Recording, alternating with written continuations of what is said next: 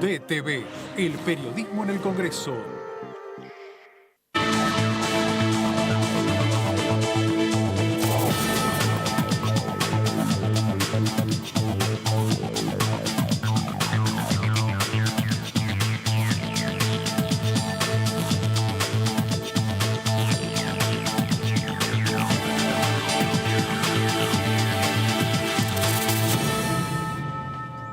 Hola, hola, ¿cómo andan? Bienvenidos, bienvenidas a esta segunda edición de DTV. Aquí estamos transitando las últimas jornadas de extraordinarias en una semana cortita porque fue feriado de carnaval ayer y antes de ayer para celebrar esta fiesta popular que durante tantos años había sido prohibida y que se recuperó hace ya más o menos una década. Y también tiene mucho que ver con las actividades políticas que han hecho los diputados y diputadas de la Nación, porque en sus territorios fueron todos y cada una a las distintas actividades que se hacían para celebrar el carnaval. Así que vamos a repasar un poco lo que se prepara para mañana con la Comisión de Juicio Político, que tiene su primera ronda de testigos, y también vamos a repasar un poco los temas que están previstos para la sesión convocada para el martes 28, último día de febrero, último día de extraordinarias, previo a la visita del presidente aquí a la Asamblea Legislativa. Le voy a dar la bienvenida a mi compañera. ¿Cómo anda, Jessica Alcaño? Bienvenida. Muchas gracias, Aman. ¿Cómo estás? Acá con la expectativa también, porque se viene después del periodo de extraordinarias también la apertura de la Asamblea Legislativa. Sí, a ver qué va a decir el presidente, qué le va a pedir a los diputados, cuánto le va a reiterar las demandas que hizo este año pasado y que pocas se pudieron cumplir por la tensión política que se vivió el año pasado en la paridad que hay entre diputados del oficialismo y de la oposición. Y bueno, muchos de los proyectos que quería el presidente no lograron ser aprobados. Otros sí, hoy estaba repasando un poco, recordando lo que había sido aquel discurso el 1 de marzo del año 2022. Y uno de los temas que había propuesto el presidente Alberto Fernández había pedido la aprobación del acuerdo con el FMI a la oposición, que en ese momento, incluso en esa parte del discurso, Juntos por el Cambio se levantó, vació la Cámara, pero después cuando vino el momento de votar, acompañaron el acuerdo. Sí, eso fue lo que signó el año pasado y también las varias convocatorias que hubo a emplazamiento de debates, ¿no? Muchos proyectos, varios de ellos que no llegaban a tener acuerdo entre diputados de oposición y oficialismo, se fueron convocando estos emplazamientos, una figura que está en el reglamento, que pocas veces se usa, pero con esta situación tan paritaria entre oficialismo y la oposición de Juntos por el Cambio, se fueron construyendo estas dinámicas de emplazamiento y descubrimos una nueva forma también de trabajar en la Cámara de Diputados, poniendo toda la sesión en comisión y argumentando a favor de que se le dé prioridad a algunos debates. Ninguno de ellos, salvo boleta única de papel, lograron después tener su sanción en el recinto, así que también muestra lo difícil que es, más allá de tratar los proyectos, ponerse de acuerdo, ¿no?, entre las fuerzas. Sí, exactamente. Bueno, ley de humedales fue la otra que... La última en esa situación. La última, donde se utilizó la figura del emplazamiento, el diputado Esteves del Partido Socialista de Santa Fe. Y bueno, se desarrolló el debate, un debate que tiene larga data, aparte en este Congreso, más de 10 años que se viene peleando por esa ley, distintas organizaciones que lo reclaman. Se llegó a dictamen de mayoría, pero no tuvo la chance de llegar al recinto aún. Vamos a ver cómo se va preparando la semana próxima, el miércoles 1 de marzo, la visita del presidente, pero antes repasemos también un poco lo importante de esta semana, que es la nueva reunión de la Comisión de Juicio Político que preside Carolina Aguilar. Creo que es la quinta hora que se viene en relación a desde la primera donde se estuvo constituyendo. Y esto decía Leopoldo Moro, uno de los diputados que conforma desde el oficialismo de esa comisión, respecto al proceso de búsqueda de las pruebas y la convocatoria de testigos. Bueno, se han ido dando pasos muy firmes en el marco de la responsabilidad con que está actuando la comisión y finalmente llegamos efectivamente a esta etapa. Cuando se inició este procedimiento, este proceso, muchos decían que se trataba de un circo, de un show o de una pretensión revanchista del Frente de Todos, pero a medida en que se fue desenvolviendo, en primer lugar nos encontramos con que ya no somos la única fuerza política que promueve el juicio político. Se ha incorporado otra fuerza, en este caso la coalición cívica. Si bien lo hacen sobre un solo magistrado, de todas maneras participan activamente del proceso de juicio político. Y bueno, esta etapa probatoria es muy importante, es fundamental. Había que llegar a esto en las mejores condiciones, porque a partir de ahora, a través de estos testimonios o los que se obtengan a través de oficios de carácter documental o fílmico, etcétera, podemos ir construyendo un panorama más claro acerca de cuál ha sido la responsabilidad de los 4 miembros de la Corte, cada uno de ellos en los cargos que se les imputa, en el mal desempeño de las funciones en algún caso, o incluso, que es un poco más grave, en el delito en el ejercicio de esa función. Ahí escuchábamos al diputado Moró anunciando un poco lo que va a pasar mañana con la visita de 9 invitados, 9 testigos que van a estar presentes desde las 11 de la mañana. Ustedes lo van a poder seguir aquí por Diputados TV. Le damos la bienvenida a nuestra compañera Melissa Jofré. ¿Cómo anda, Meli? ¿Todo bien? Hola, Amanda, ¿todo bien? ¿Todo tranqui? Bien, ahí acá. buscando la información sobre lo que va a pasar el martes en la sesión y el miércoles de qué va a hablar el presidente. Sí, retomando. Ya vamos a estar hablando también de eso. De la Asamblea Legislativa. De una semana que vamos ya a tener el periodo de sesiones ordinarias inaugurado. Así que bueno, vamos a repasar un poquito cómo va a ser la Asamblea. Me parece muy bien. Y tenemos en nuestro estudio el diputado Daniel Arroyo, del Frente de Todos de la Provincia de Buenos Aires. ¿Cómo anda, diputado? Bienvenido. Muy bien, buenas ¿Todo tardes bien? y un gusto, muy bien. ¿Pasaste, celebraste el carnaval? Celebramos el carnaval haciendo cosas en mi casa esta vez. Bien. Pero ahí en la Provincia de Buenos Aires hubo muchos carnavales, ¿no? Sí, Muchos sí, corsos. sí, y cada vez más hay muchas ciudades que no tenían tradición de carnaval y se ha instalado como un movimiento importante Sí. turístico, pero aparte de muchos lugares.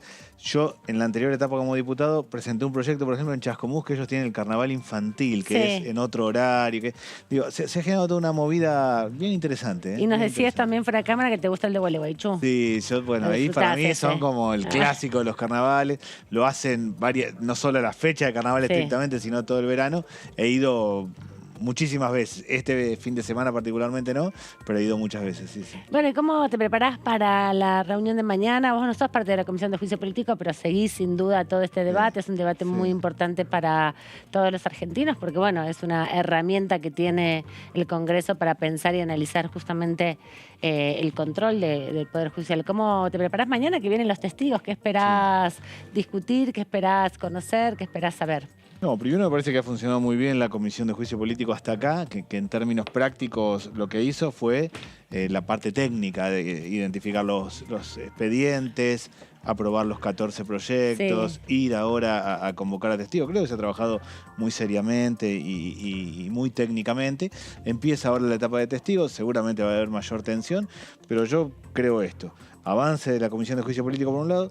Tenemos que tener sesión el próximo martes, el 28, soy uno de los firmantes. Tenemos que resolver el tema de la moratoria provisional, claramente.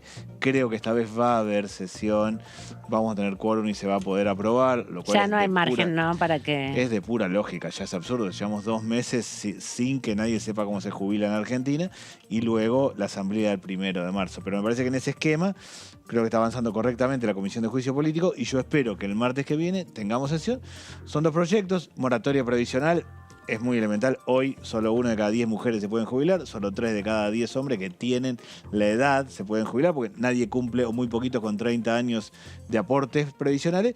Y después otro proyecto que entiendo que todos los vamos a votar, que es la digitalización de toda la historia clínica, federalizarla en todo el país, que uno va a un médico, a una médica y automáticamente tiene la historia clínica de la persona. Es como de pura lógica. Que no esté privatizada esa información. Que no esté privatizada y que esté federalizada. Claro. Es decir, alguien está recorriendo el país, tiene algún inconveniente, va al médico y automáticamente ahí el médico, la médica accede a la historia clínica. Son proyectos que no debería nadie votar en contra, entiendo que nadie va a votar en contra. Sí espero que tengamos sesión y sobre todo el tema de la moratoria provisional, que es bien grave, porque realmente hoy solo se jubila el que tiene 30 años de aporte, seguido en un país que la gente fue, vino, se quedó sin trabajo, subió, creció, bajó, 45% de informalidad laboral, son muy poquititos los que tienen 30 años de aporte. Diputado, la semana pasada vinieron distintos funcionarios que dependen del Ministerio de Economía, entre ellos el secretario de Comercio Tombolini.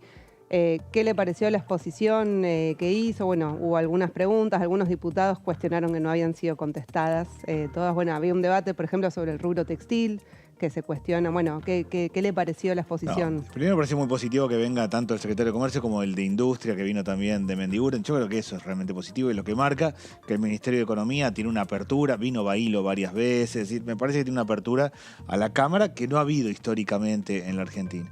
Segundo, que se está trabajando en un contexto difícil en comercio, sobre todo con el tema de precios justos. Hay dificultades con algunos casos como el tema textil, pero la verdad que 49.000 productos que estén bajo ciertas condiciones. De esos 1.900 que sean alimentos, en esencia, lo básico, que puedan sostenerse el precio hasta junio. Tenemos que entre todos ayudar. Precios justos tiene que funcionar. Sé que cerraron hace poquito un hipermercado que no estaba cumpliendo con el volumen o con los precios que se había comprometido. Tenemos que lograr que funcione, ¿verdad? Si nosotros logramos que precios justos funcione hasta junio, por lo menos opera como referencia. Tenemos una base de precio de referencia y a partir de ahí la situación es crítica, pero al menos sabemos con cuánta plata tenemos que ir al almacén o al supermercado. Y ahí, porque aplica sobre todo a las grandes cadenas de supermercados y bueno, se escuchan, digamos, muchos reclamos por parte de los almacenes o comercios de barrio que consiguen los precios mayoristas, le venden más caro de lo que está el precio en el supermercado para cualquiera de nosotros. Es así, yo me reuní con los almaceneros lo que dicen es que el mayorista le vende a ellos por encima de lo que tiene que ser la venta al mostrador de precios justos, eso está claro. El acuerdo de precios justos tiene que ver con el conjunto de lo que llaman los grandes supermercados, hipermercados y algún tipo de mayorista. Hay que llegar hasta abajo. Para llegar hasta abajo, para mí, yo presenté un proyecto de ley que es crear 400 pequeños mercados de cercanía. Para llegar hasta abajo hay que lograr 400 pequeños mercados centrales donde el productor va, vende de manera directa al consumidor y baja el precio, sin intermediación. Yo creo que hay que hacer las dos cosas. Precios justos es un esquema que está funcionando, que tiene una referencia. Yo le agregaría 2 proyectos de ley que presenté yo. Este es uno, 400 pequeños mercados centrales. Uno va y es el productor directo, sin intermediación. Bajan los precios porque no hay intermediación. Mejora la calidad nutricional porque se pueden acceder a leche, carne, frutas y verduras. Y el otro, el tema del crédito. Gran parte de los almaceneros, los productores, los pequeños están endeudados y le terminan vendiendo al acopiador por debajo de su costo porque tienen que sacarse deuda de encima. Yo presento un proyecto de ley de crédito no bancario a tasa del 3% anual. Para mí, si podemos avanzar con todo junto, por lo menos empezamos a darle una dinámica distinta a los precios en Argentina. El martes que viene, bueno, como hablamos, va a haber sesión. Solamente del temario de extraordinario se van a tratar 2 temas. Hubo 28 temas, está bien, algunos en el Senado, pero la mayor parte en diputados. Sabemos que por todo lo que ha pasado con la oposición, bueno, no se pudo concretar otra sesión.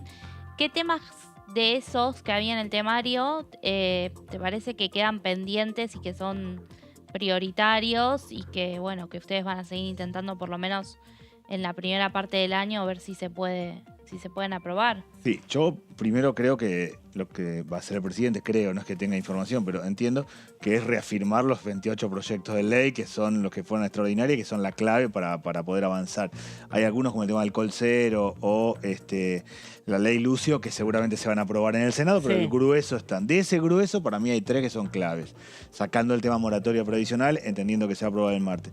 Uno es el monotributo TECH. Hoy hay una nueva modalidad de trabajo, es un montón de pibes sentados acá, trabajando con el mundo, cobrando en dólares, no sabiendo cómo facturar, teniendo que inventar mecanismos para facturar. Monotributo tecnológico, TECH, ese es un mecanismo.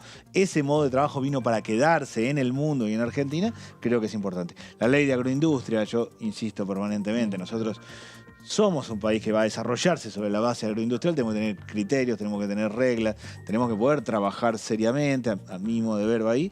Y después yo trataría de insistir con el tema de las universidades, porque ahí, así como con el tema moratoria previsional terminó el 31 de diciembre y se complicó, se complicó para la gente poder jubilarse. Para las universidades no es lo mismo aprobarlo en marzo que aprobarlo en agosto, que va para el siguiente año lectivo. Es obvio que la Argentina necesita más universidades, más universitarios y más desarrollo local, más desarrollo de las comunidades donde están las universidades. Yo apuntaría a esos 3 como muy claves. La semana pasada hubo una audiencia también por universidades. Sí, exactamente, que hicimos. Yo soy vicepresidente de Educación. Vinieron de todas las 8 universidades. Muchos de los proyectos de universidades son presentados por diputados de la oposición, de Cambiemos. Yo los acompañé, está bien lo que están planteando. Todos plantearon una cosa muy razonable. Para que se entienda, no es que no hay nada y va a haber una universidad. Son institutos terciarios, han desarrollado actividades, tienen algún tipo de capacitación, tienen historia, se transforman en universidades nacionales. Algunas son provinciales incluso, ya tienen presupuesto propio. Exactamente, Claro, algunas son Paraná. provinciales, o el caso de Paraná, y pasan a ser nacionales. Otras son terciarios, pero yo entiendo que a veces hay una confusión. Alguien dice, van a gastar más esta gente, van a crear como si no hubiera nada, y uno se le ocurre hacer una universidad. En Pilar, solo para dar un ejemplo, hay una historia fuerte de una institución que tiene 25 años, terciario, y Igual da que el salto a Saladillo. universidad. El Saladillo también. Exacto, Saladillo tiene. Bueno, pero todo eso, lo lógico es que el proceso educativo derive, cuando es postsecundaria, en el ámbito universitario. Lo que se están es creando universidades sobre instituciones que están funcionando. Creo que eso tal vez falta explicarlo, si no, yo he tenido charlas que alguien me preguntaba, che, pero van a crear 8 universidades y el gasto que implica. No, existen ya como tales los centros educativos, es dar el salto a universidad. Claro. Y se viene, también hablamos hace un ratito, la apertura de las sesiones el 1 de marzo. Va a haber un discurso del presidente Alberto Fernández para plantear las perspectivas para este año, pero si uno si compara con los proyectos que había prometido enviar en el año anterior, con ¿qué balance hace de ese trabajo parlamentario, de las iniciativas presidenciales? Primero que muchas iniciativas no se aprobaron verdaderamente. O sea, ha faltado trabajo del Parlamento, ha faltado trabajo del Parlamento en general, ha habido pocas sesiones. Fue tremendo lo que pasó desde fines de noviembre, que no hubo sesión, o sea, hubo intentos y no hubo quórum. Eso es malísimo, verdaderamente. Vamos a llevar el día que sesionemos, el 28 de febrero, vamos a hacer 3 meses, más de 3 meses sin sesión en la Cámara de Diputados. Es vergonzoso. Muchos de los proyectos que han enviado, entre otros el tema, yo insisto con el tema del compra argentino, con el tema de la ley de agroindustria, muchos del blanqueo de capitales, muchos proyectos que envió el Ejecutivo, no solo son importantes, sino son muy importantes para quien pretenda ser gobierno la próxima. Es decir, quien hoy es oposición y pretende ser gobierno, la ley de blanqueo va a tener peso a partir de octubre de este año, o sea, va a ser para el 2024. Bueno, ese tipo de cosas deberían aprobarse. Me parece que objetivamente no ha habido un acompañamiento, no se han podido transformar en leyes muchas de las iniciativas que envió el Ejecutivo. Ojalá lo podamos hacer este año. Yo espero acelerar, entiendo que es un año muy electoral, que en la segunda parte del año, después del 24 de junio, con las candidaturas presidenciales ya puestas en marcha, es todo muy campaña. Bueno, aceleremos y en los primeros meses aprobemos todas las leyes. Te quería preguntar porque este fin de semana se conoció una decisión en el gobierno de México de nacionalizar la extracción de litio o, bueno, ponerle un peso más profundo de la presencia del Estado en esa explotación. Acá vino la secretaria de Minería la semana pasada también y dijo que hay muchos proyectos en curso para la explotación del litio. ¿Cómo ves el debate en el Congreso? La ley de humedales se frenó un poco en ese sentido, en esa discusión, pero ya es un debate que trasciende el Congreso en un punto, ¿no? No solamente por la escasez de legislación, sino porque todos nuestros vecinos de la región están tratando de contener una explotación que se viene con mucha fuerza en estos años. Sí, primero, uno de los pilares de crecimiento de los próximos años en Argentina va a ser el litio. Argentina es litio, alimentos, energía, economía del conocimiento. Eso va a hacer que la Argentina crezca los próximos 10 años, independientemente de quién gobierne. Con lo cual el Estado tiene que tener un rol. Yo soy amigo de la regulación y del equilibrio. Creo que hay que fomentar inversiones privadas en esos rubros que claramente son muy importantes y tiene que tener un rol clave el Estado para controlar, para hacer seguimiento. Ha habido buenas y malas experiencias con la minería en Argentina. Sí, de hecho ahora hay una catamarca bastante complicada. Ha habido buenas y malas, ha habido experiencias de control, experiencias de no control. Yo en el ámbito académico hice estudios sobre el impacto de la minería en algunos lugares del país. Ha habido buenas y malas. El lugar donde no quedaba nada, hice un estudio en un lugar que el único proveedor que había para la mina era un restaurancito que había en el lugar y que le subían comida. El resto venía todo de afuera. Bueno, la minería, como todo, tiene que fomentar desarrollo local. Si está enclavada en una localidad, los proveedores tienen que ser locales, los camioneros, los que lavan la ropa, un montón de gente tiene que ser del ámbito local. Bueno, fomentar esas cadenas por un lado y regulación y control, sobre todo el tema ambiental, igual que el tema de ley de humedales. A mí me parece que el tema de ley de humedales también se transformó en una especie de título fácil, blanco-negro, si estás con la producción, estás con el cambio climático, hay que encontrar un punto de equilibrio. Espero que el Estado tenga un rol. Soy del equilibrio, soy de la idea que nosotros necesitamos un Estado que regule, pero necesitamos más mercado, más ampliar la torta productiva. ¿Tiene que estar esa discusión en la campaña que se va a desarrollar este año? Bueno, si la campaña es lo que yo pretendo que sea, vamos a discutir litio y cómo hacer baterías de litio, soja y cómo hacer aceite de soja, cómo reformamos la escuela secundaria, cómo generamos un nuevo sistema de crédito, cómo transformamos los programas sociales. Si es eso, va a ser una buena campaña y la sociedad va a votar lo que le parece que tiene mejores ideas. Si no es eso y es insulto, vos sos horrible, vos sos peor, vení, andá, va a ser entretenida. Es decir, el que va pasando en el control de la tele va a parar cuando ve gritos, pero no deja nada y eso no hace mejorar el país. Yo aspiro que sea una campaña seria. ¿Y cómo viste qué sabor te dejó, digamos, el primer comunicado, el primer resultado que surgió de la mesa del Frente de Todos? Habíamos hablado en la previa, bueno, después salió un comunicado finalmente y se dio una reunión bastante amplia. ¿Cómo lo viste? Primero creo que fue una reunión de verdad, en el sentido no una reunión para la foto, sino hubo debate y hay tensiones. 3 cosas quedaron. La proscripción de Cristina, que es muy evidente, está invalidada para ejercer cargos públicos. Ahí hay un punto y se reafirmó con claridad. Segundo, las PASO. Yo creo en las PASO. Para mí tenemos que tener distintos candidatos y candidatas, ir a una PASO y que la sociedad votando defina. Fortalecer las PASO es un valor importante. Todos los que quieran, incluido el presidente, tienen que poder participar de una PASO y ir y competir y que la sociedad votando diga vamos por acá o vamos por allá. Y lo tercero es la idea de un programa común, es decir, seguir trabajando para tener un programa común. Creo que esa es la clave. Si nosotros tenemos un programa común como Frente de Todos y distintos candidatos, la sociedad va a ver si está de acuerdo con ese rumbo y elegir al candidato o la candidata que sea mejor. Es las PASO. Yo creo que no hay espacio hoy para decir este es el candidato, esta es la candidata, sino que la sociedad votando lo defina. ¿Y qué cree de los sectores dentro del Frente de Todos que dicen que no estaría bien ir una PASO si se presenta el presidente?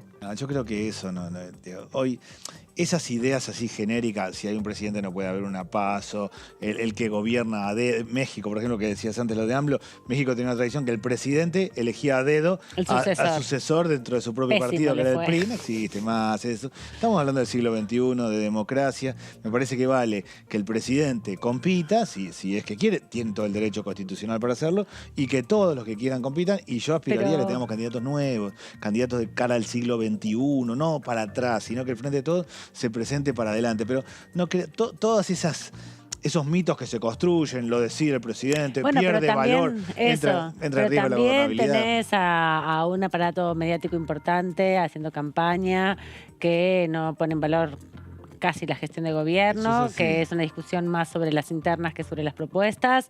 Eso a partir de junio se pone cada vez más encarnizado. Digo, por más que la ley diga que tenés 50 segundos para proponer tus ideas, la realidad es que todo lo otro es lo que opera de una manera en un mundo real con estas complicaciones. No, y hay que salirse de eso. A mí me impactó. Yo conocía el candidato de Lula en la elección anterior fue Haddad, que perdió con Bolsonaro cuando llegó Bolsonaro. Lo conocía Haddad, era un profesor universitario. Lo destruyeron, una campaña de fake news, pero mentiras. Hablaban de problemas familiares con niños. Era todo mentira, pero mentiras. Sin embargo, lo destrozaron. Bueno, ese tipo de campañas tenemos que evitarlas. Pero existen. No solo existen, sino que el mundo ha ido hacia esas campañas.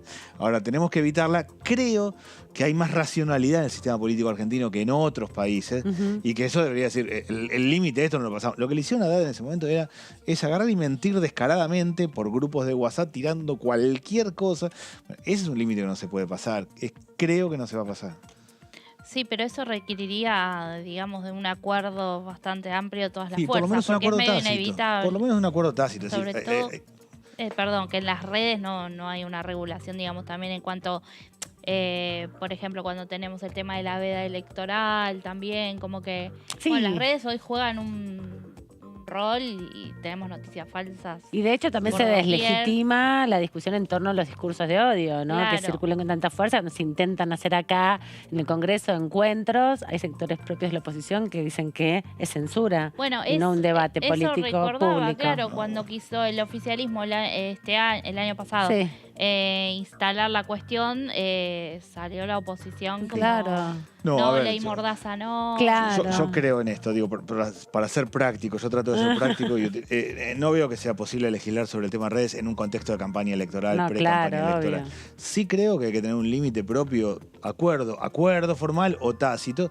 de que hay límites que no se pueden pasar. No se pueden dar mentiras sobre la persona, familia. Yo puedo decir, no me gusta este candidato, sus propuestas son feas, tenemos que hacer esto, lo otro, está perfecto. O no, pero pasar límites no se puede.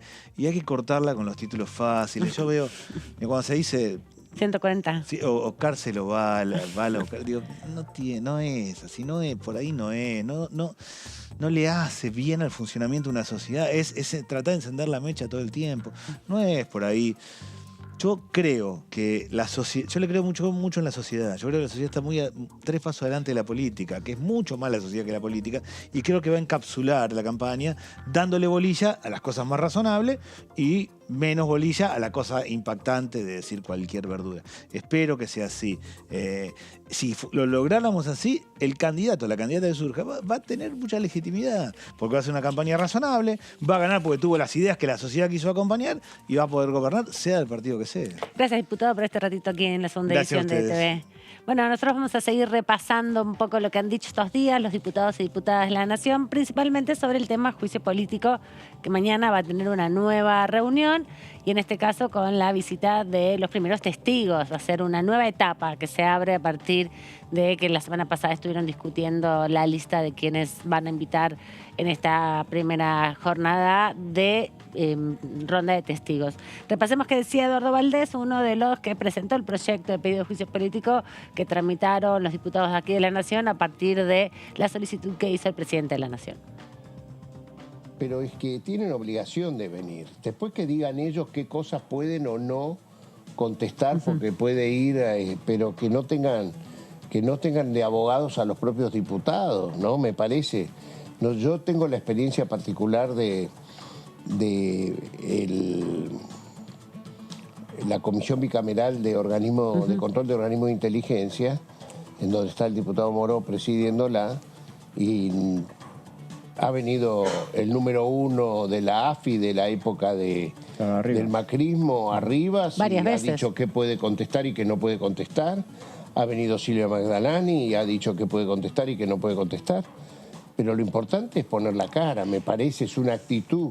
Yo particularmente les vuelvo a decir, a mí no me parece bien que en ese nivel, el nivel de la máxima administración de justicia, que es la Corte Suprema de Justicia, está subyaciendo por una información pública, porque yo me entero por vía de una información pública, que es que habría diálogos entre Robles y D'Alessandro, nada más que el hombre más importante del presidente de la Corte, Rosati, con el ministro de Justicia específico de Horacio Rodríguez Larreta. La verdad es que la mejor forma de mostrar la honorabilidad de la persona es mostrar los celulares y decir que eso no existió. Y a mí me encantaría que suceda eso, no que metamos chicanas para que no vengan a declarar, porque entonces uno le generan dudas, debe ser cierto. No es que debe ser mentira. Por algo el jefe de gobierno lo separó a D'Alessandro del cargo. Y ahora están en el intríngulis, ¿no? La realidad hace que ha habido los otros días en Vida Lugano, en determinados lugares, que no puede estar la policía de la ciudad sin jefe. Exacto. Y ahora están con esto, ¿qué hacen? No lo quieren volver a traer porque quieren, como está en modus candidato el jefe de gobierno, no quiere que le pegue el tema El juicio político. de los chats de D'Alessandro con Robles, ¿no? Y también los chats de D'Alessandro con los muchachos del Lago Escondido, ¿no? O sea, no quieren que cargar con esa mochila, pero a su vez, si nombran otro, pero aparte están saliendo todos los días cosas. Acordémonos que en esos chats, por ejemplo, figuraba un señor, Marcelo Violante, que era un empresario de las grúas, que hablaba, te llevo dinero, va un sobre, acordémonos, ¿no? Sí. Y Bueno, hoy salió la noticia. y hoy además. sale la noticia que la empresa del señor Violante, que durante 40 años, 30 años, no sé cuánto tuvo las grúas, del año 89-90, tuvo las grúas de la ciudad, y ahora resulta que tiene una sociedad, Dakota, que no cumple, hacía como 9 años que no presenta un documento de la Inspección General de Justicia. Entonces, me parece, ¿y eso de quién era Más o menos responsabilidad? como la Corte Suprema con la obra social, ¿no? Que Claro, nunca pero ¿y de presentaron quién- un pero balance. ¿De quién era responsabilidad eso de no tener actualizado El a la gobierno empresa porteño. de control de estacionamiento? De Marcelo D'Alessandro. Parte de lo que se va a estar también discutiendo y preguntando seguramente mañana a los testigos que se hagan presentes. Recordemos que hay varios secretarios de vocalías de las autoridades de la Corte Suprema, también jueces en función, jueces federales en función, que van a estar dando su testimonio y sobre todo respondiendo a las preguntas de diputados y diputadas de la Nación. Como les decimos siempre, es un instituto, una herramienta, un elemento que tiene la Cámara de Diputados y de Senadores para controlar el Poder Judicial y el Poder Ejecutivo, y no es tan común que se desarrolle, ¿no? Es parte de las comisiones que siempre se tienen que constituir, que son permanentes, que reciben los pedidos de juicio político, que son muchos en general en la vida democrática, pero luego llega un punto donde, según la cantidad de denuncias y también la relación con las fuerzas políticas y el impacto que tiene social alguno de los debates públicos, bueno, llega a efectivizarse finalmente y tramitarse el juicio político, que comienza en la Cámara de Diputados, que es la Cámara acusadora, que tiene que establecerse también como un proceso de búsqueda de pruebas. Es lo que se inició ahora, y todo eso va a estar sucediendo mañana a las 11 de la mañana con esta visita de 9 testigos citados para la primera audiencia, ronda de testigos. Meli, vamos a repasar lo que va a pasar el 1 de marzo, día en que se habilitan las sesiones ordinarias de la Cámara de Diputados.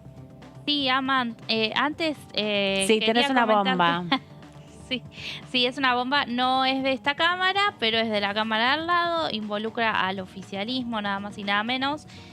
Bueno, se han ido 4 senadores del interbloque del Frente de Todos, 2 senadores que eran del bloque Frente Nacional y Popular y 2 senadores que eran de Unidad Ciudadana. Han conformado un nuevo bloque federal con la senadora cordobesa Alejandra Vigo. Sí, un movimiento extraño, ¿no? Salen del oficialismo, se constituyen en un lugar raro, porque Vigo es de la oposición, ¿no? De Córdoba, Sí. del peronismo opositor, así que se constituyen de en, Schiaretti. claro, un lugar extraño entre oficialismos. Sí, hay y un reacomodamiento que oposiciones, dicen que quien tejió esta nueva conformación también un poco fueron el gobernador Schiaretti y el gobernador de San Luis, Alberto Rodríguez A., que a su vez está enfrentado con su hermano, van a competir en las elecciones provinciales. Adolfo, quien está dentro, ¿no? del interbloque del Frente de Todos. 3 de estos senadores, la verdad que Catalfamo es la sorpresa, digamos, pero lo vemos Senadora por relacionado San por Luis. ese lado, claro, porque ella responde a su gobernador, pero los otros 3 senadores, que son Snopek, Cuader y Espínola, Sí. ya venían, ¿no? Hace bastante tiempo también con reclamos hacia dentro del interbloque. Se los había mencionado otras veces como posible amenaza de ruptura de bloque. Bueno, Finalmente se concretó. se da el interbloque del Frente de Todos, así está más complicado todavía para el hacer quórum. Ya sí. no tenía quórum propio, pero tenía 35 senadores. Que era un número Y importante. era un número, sí. Pero se Hoy mantiene queda como por debajo de Juntos por el Cambio. Claro, se conforma como segunda minoría ahora, entonces. Exactamente. Esto con Eso es todo un- lo que un pasa con el problema. Consejo de la Magistratura se complica completamente. Complica completamente tal cual, porque Juntos por el Cambio puede reclamar otras Autoridades, sí, otras posiciones, sobre todo en las autoridades de las comisiones, que si bien ya están constituidas desde el año pasado, con este movimiento de bloques, hace justamente que se debata nuevamente si son por bloque, por interbloque, Sí. porque todos los bloques del interbloque del Frente de Todos también tienen mayorías particulares que no les permitirían ser mayoría, me parece, ni siquiera como bloques, Claro. ¿no? Porque se repartieron para la discusión del Consejo de la Magistratura. Más complicaciones para el oficialismo para este año electoral. Lo que no terminamos porque estábamos al aire fue de ver bien el comunicado. Sí. Creo que no van a ser parte del interbloque Frente Entiendo de que Todos, no. evidentemente. Entiendo que no yo sé, es también. raro ese Tendríamos lugar. que ahí fijarnos, pero... Bueno, de mañana ser- se va a de no definir ser mucho. así, Mañana sí. se va a definir mucho porque va a haber sesión en el Senado también. No solamente es la preparatoria, sino también va a haber una sesión especial y ahí seguro se va a Claro. reconformar y va a haber mucha discusión política sobre esto, pero sí decir que, bueno, se complica más el trabajo en el Congreso para el oficialismo y recordar que son 6 las provincias que este año en las elecciones renuevan la participación en el Senado. Uno es la provincia de 8. Buenos Aires. 8 son, Sí. perdón. 8 son los que 6 son los años que tienen de mandato. 8 son las provincias que renuevan, entre ellas una de las importantes es la de Buenos Aires, ¿no? Que va a estar renovando su representación en el Senado. Veremos cómo es la performance y otras tantas provincias que también, recordemos, son 3 senadores, 2 por la mayoría, 1 por la minoría, así que está todo un poco organizado de esa manera, un poco más claramente. Pero bueno, Dicho esto, Meli, a lo nuestro. Bueno, en medio de este contexto de complicaciones en la Cámara de Diputados y ahora también en el Senado, complicaciones para el oficialismo, ¿no? La próxima semana, el miércoles que viene a esta hora, vamos a estar hablando de lo que habrá dejado la Asamblea Legislativa, ¿no?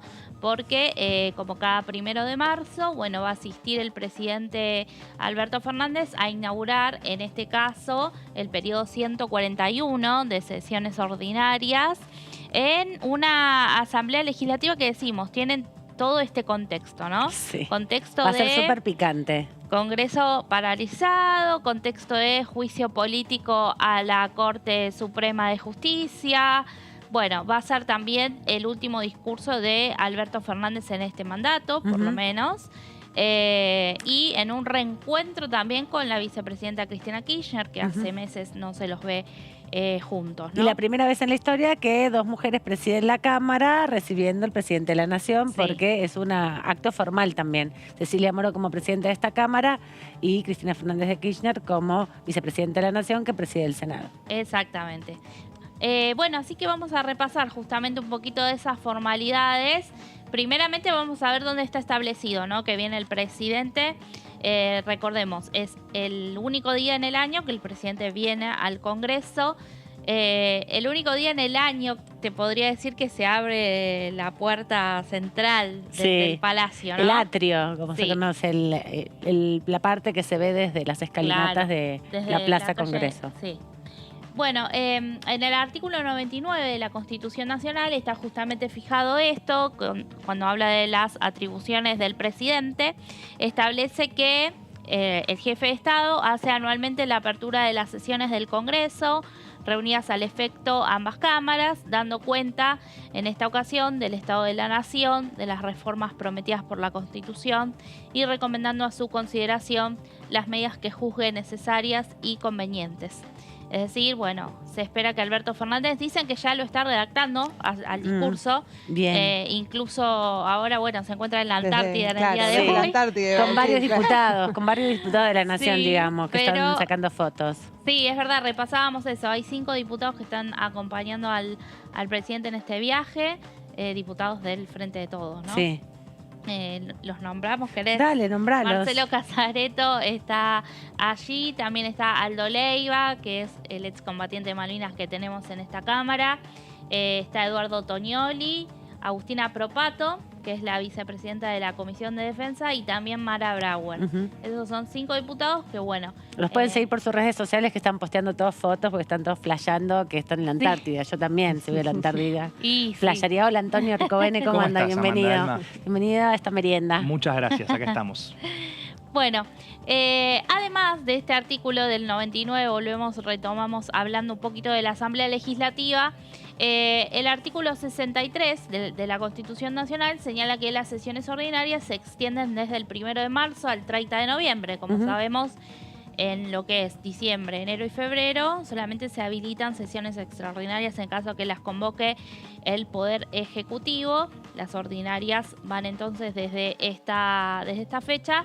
En este momento, por ejemplo, estamos en el periodo 140. El 141 empieza el 1 de marzo. Exacto, la extensión es el periodo de sesiones extraordinarias 140 en relación al que acaba de terminar, que acaba de Exactamente. finalizar. Bueno, acá repasando, como te decía, las formalidades, el presidente es recibido en el marco de una asamblea legislativa que se trata de una reunión conjunta de diputados y senadores nacionales. Esta es la foto también que vemos cada 1 de marzo cuando los senadores vienen hacia el recinto de la Cámara Baja por ser obviamente el más amplio, Ujú. pero igual ese día no hay mucha comodidad para todos. No, se sientan en los también en los espacios. escalones, se sientan en la mesa donde están ubicados en general los Sí, taquígrafos. Se agregan algunas sillas también. Se agregan muchas Sí, sillas a los están costados pegaditos. porque las bancas están amuradas al piso del recinto, así que todos los costados se ve mucha gente. Sí, los senadores ahí quedan siempre Adelante. también, ¿no? Como en un medio círculo, todos Sí. apretaditos. No se puede jugar el juego de la silla porque se complica correr. Bueno, a este acto asisten como invitados, obviamente, los ministros, parte del gobierno, gobernadores, los jueces de la Corte Suprema de Justicia que aquí está yo creo que va a ser el dato de color Más importante más de la importante, si van a estar presentes o no. fecha. Ujú. Si mandan Lo a han alguien estado, aquí. Lo han estado en las anteriores, lo han estado el año pasado, cuando ya hubo un capítulo de parte del discurso de Alberto Fernández bastante duro para con la justicia, ¿no? Ujú. Pero no había juicio político. Tratando sectores de la justicia como cómplices del poder económico. Mucho más va a haber este año, ya lo están diciendo cerca de Alberto Fernández, un tramo dedicado a esta cuestión, así que habrá que Pero ver. también hay que decir que este es un acto institucional en el marco de la democracia, ¿no? Sí, Es por un supuesto. marco muy importante, se cumplen este año 40 años ininterrumpidos de democracia, el periodo más largo de nuestra historia, sin ningún tipo de golpe de Estado, lo significante que es también para la Argentina ese proceso ininterrumpido, así que también hay cierta formalidad que a todo el mundo le corresponde cumplir la Constitución, y la Constitución establece, bueno, que se divide en 3 los poderes del Estado y que en este acto se representa de alguna manera ese valor democrático. No deberían no venir. Hay más si Por lo son menos inocentes. algún representante. Y más si se Quizá, aunque no sienten vengan inocentes de todos. todas las acusaciones, ¿no? Que Sí. están, no Sí, creen hay que que ver. Por lo menos sean adecuadas, En entonces tendrán que estar. en todas las asambleas legislativas de las cuales participó el presidente, desde su asunción hasta la apertura, todas las aperturas de sesiones extraordinarias, estuvieron los jueces. Hasta virtualmente. ¿te Hasta acordás? virtualmente Sí. también. Y siempre se mantuvieron firmes cuando fue el momento de la crítica, ¿no? Del Ujú. presidente del Poder Judicial. Y Fue claro. particular, la primera vez que fue particularmente a la Corte Suprema, hoy lo estaba repasando, fue el año pasado. Ahí directamente apuntó contra los 4 jueces de la Corte, ya Hayton de Nolasco no había estado, y ellos se mantuvieron, que fue la Asamblea Legislativa. Recordarán que cuando el PRO escuchó algo que no le gustó, se levantó y se fue. Sí, es verdad, Sí, Y venían el jefe de ya. gobierno, Horacio Rodríguez Larreta, hizo lo mismo. Sí, ya Los jueces de venían la con Corte eso. en esa oportunidad decidieron mantenerse. Vamos a Se ver. retiró el PRO cuando Es se habló verdad. del tema de la deuda externa. De la ¿no? deuda. De la deuda, con sí. el FMI. Me había olvidado de Sí, esa sí. parte. Fue una actitud. Todo lo que bueno. pasa. O sea que lo de llegando a esta fecha uno diciembre- se pone a repasar. O sea que lo de diciembre, bueno, ya veníamos de un presupuesto no aprobado, después pasó esto. Hubo banderas, sí, claro. Las banderas de veníamos Ucrania Hubo estaban. banderas de Ucrania. Sí, se habían enojado también por sí, eso. sí, cuando Alberto mencionó esa cuestión, se retiraron en medio de gritos, que las Sí. senadoras se acuerdan, Juliana Di Tulio, Pilati Vergara, García Larraburu, le decían a Iglesias, callate, Iglesias, callate. Sí, fue intenso. Pintoresco. Así Bueno, que ¿qué más? imaginemos este año, ¿no? Va a estar algo. Bueno, además, creo, a ver, podemos volver al anterior. Quedó algo sin repasar. Te decía que además de los jueces de la Corte Suprema, vienen también los embajadores. Sí, ahí está. Acá tenemos representantes de las Fuerzas Armadas, de distintos cleros y líderes sindicales también. Y las representantes entre de Madres y otros. Abuelas de Plaza de Mayo, ¿no? Sí, También, que organismos de de organismos de derechos derechos humanos humanos y de víctimas también están presentes. Bueno, acá al arribar al Congreso era un poco lo que vos decías, el jefe de Estado es recibido por las autoridades de la Cámara. En este caso ahí lo vamos a ver Franqueado rodeado por 2 de mujeres. Sí. No solamente van a estar Cristina Kirchner y Cecilia Moró, sino también siempre está la presidenta provisional del Senado, ¿no? Ujú. Claudia Ledesma de Zamora. Bueno, al hacer su ingreso en una práctica habitual, también es saludado por 2 comisiones que se denominan de Interior y Exterior, que componen legisladores. Justamente, la Asamblea Legislativa se abre unos minutos antes de las 11.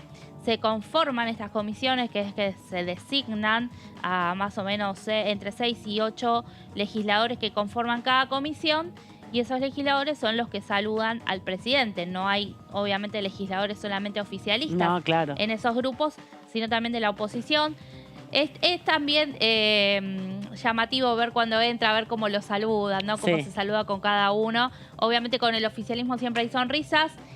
Con la oposición suele ser más frío, pero ha pasado también que algunos legisladores de la oposición hacen algún chiste o tienen Sí. algún gesto como particular.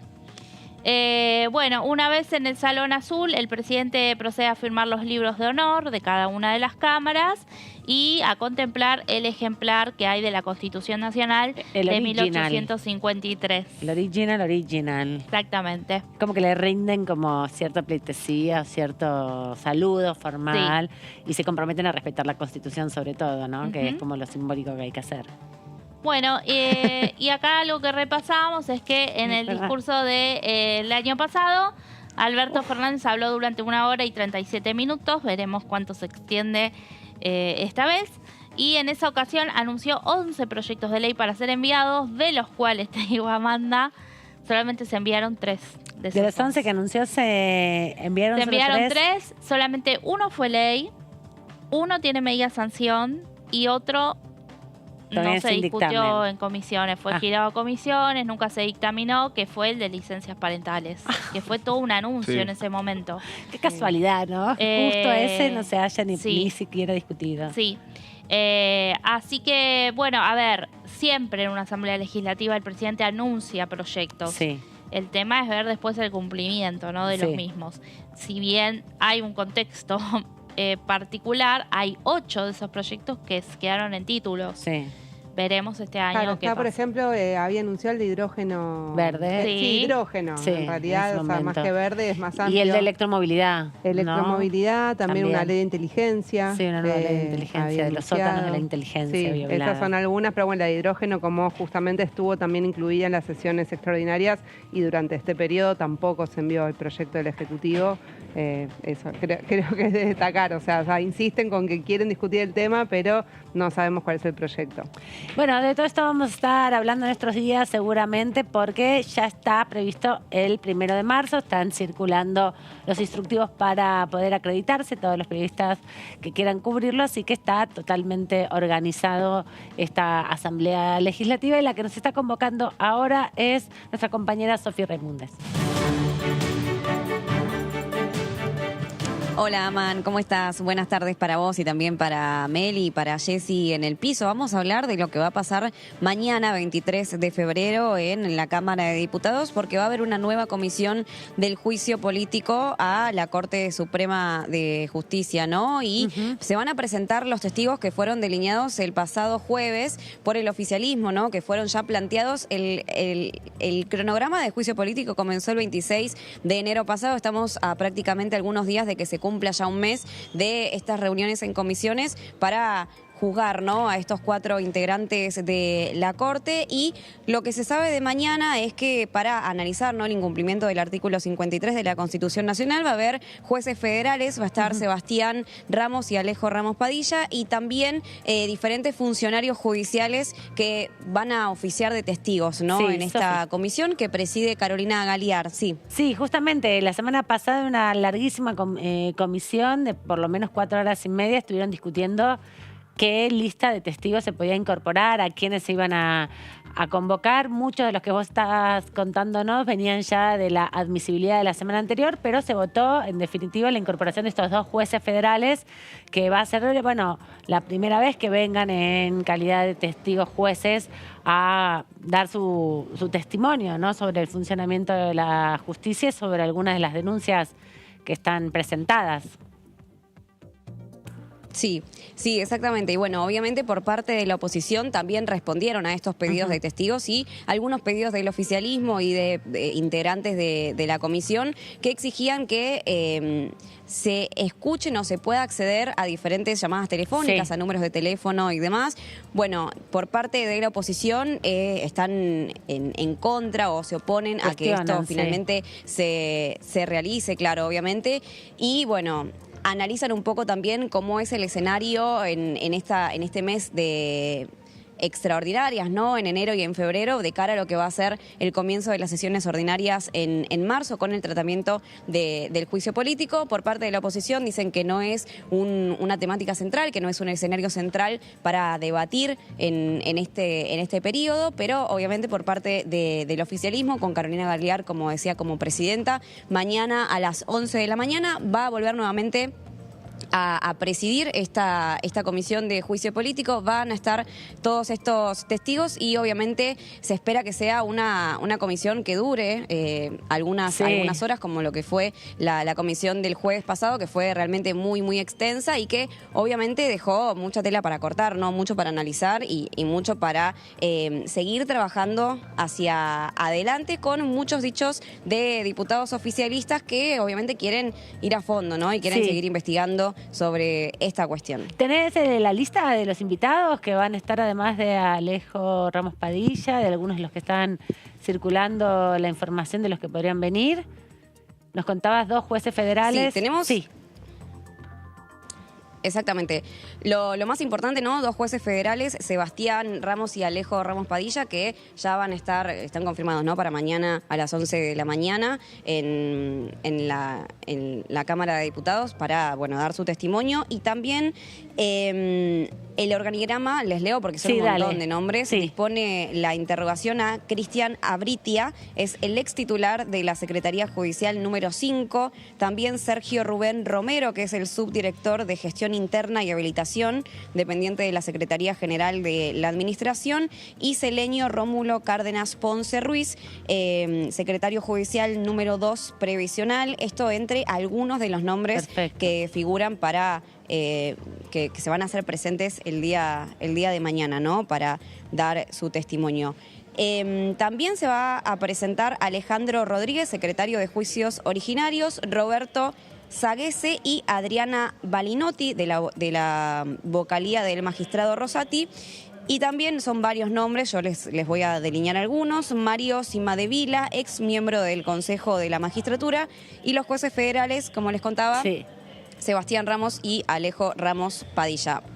En esta misma jornada también se va a definir cuál va a ser el próximo calendario, ¿no? Cuáles van a ser los próximos pasos a seguir en la Comisión de Juicio Político y si van a presentar nuevos testigos, ¿no? Y como les contaba, la oposición, habló Tonelli, habló también de Marchi anteriormente, ya en el mes de enero, respecto a esta cuestión. No están de acuerdo con la idea de avanzar sobre una investigación más exhaustiva y más precisa respecto a llamadas telefónicas, números de teléfonos, mails y datos que puedan comprometer entonces a los 4 jueces. Hablamos de Rosenkrantz, Rosati, Maqueda y Lorenzetti, que son los que quieren ser removidos, ¿no? de su cargo por mal ejercicio de sus actividades públicas. Gracias, sí. No, yo quería agregar... Digo, ¿cómo va a ser un poco también la dinámica de esta jornada? Ya pasaron 3 o 4 ya jornadas del juicio político, pero ahora hay algo que también es importante para el oficialismo, como fue la etapa de admisibilidad, como es empezar con la etapa probatoria de las pruebas, que tiene que ver con la sesión para el día martes.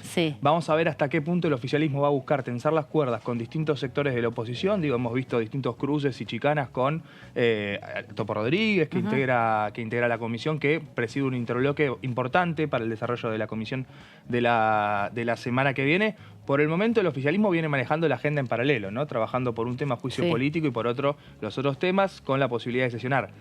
Ahí, bueno, puede haber un cambio de tono, no sé cómo lo... Yo entiendo, también algunas cosas que estuve hablando, que no van a esperar un oficialismo tan confrontativo con distintos sectores si quieren sesionar el martes. Y bueno, pero es la etapa de testigos también. Bueno, por eso justamente empieza la etapa tan fuerte. Claro. Hay algunos que vienen del Poder Legislativo, como Cimadevilla. Es más a través, o sea, no van a hacer tanto intervenciones, sino las preguntas. O sea, los diputados y diputadas van a hablar a través de qué tipo de preguntas hablarán a través de sus sentencias, como los jueces. Y lo dijo la presidenta de la Comisión de Juicio Político, ¿no? También a los testigos nadie los está acusando de nada. Así que me parece que eso lo van a tener que remarcar y recordar todo el tiempo en según qué preguntas se le hagan también, ¿no? Porque, bueno, no son acusados. Claro, por supuesto. En el caso de la lista que decía Sofi, vos, del caso del juez Ramos y Ramos Padilla, recordemos que tienen que ver porque son jueces que tuvieron causas ligadas a los chats del Lago Escondido, que es uno de los ejes fundamentales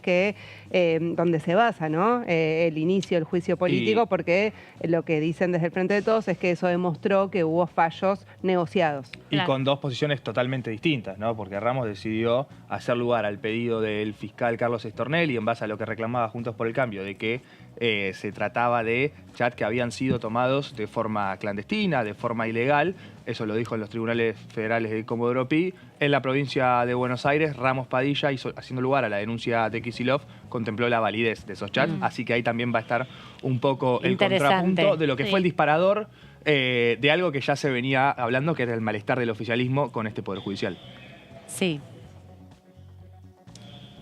Sí, exactamente. Bueno, reiteramos entonces, va a comenzar mañana a las 11 de la mañana, como suele suceder, la Comisión de Juicio Político comienza bien temprano y dura algunas horas. Van a ser testimonios muy importantes, como bien estaban adelantando, y también parte de la agenda parlamentaria que tenemos para mañana. Ya les adelanto que también a las 4 de la tarde va a haber una comisión, una reunión constitutiva de autoridades con la República de Japón, ¿no? Para definir autoridades en esta comisión, y lo que va a ser la otra semana, ahí sí, lo que se espera que sea una sesión, ¿no? Convocada por el oficialismo. Veremos, obviamente, qué es lo que pasa en el día a día o qué es lo que sucede aquí puertas adentro entre los diferentes diputados y diputadas del oficialismo y de la oposición, pero todos los ojos mañana sin duda van a estar puestos en la Comisión de Juicio Político, que esperemos, lo que se espera es que va a durar un tiempo prolongado, porque los testimonios de estos jueces federales son muy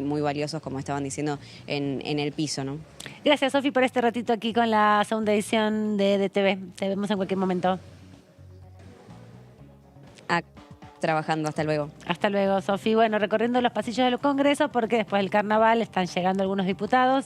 Decimos, otros se han ido a la Antártida, y los que tengan que mañana estar en la Comisión de Juicio Político son 31, ya estarán arribando por estas horas. Ahora volvemos en un instante, pero nos vamos primero a una pausa y volvemos rápidamente.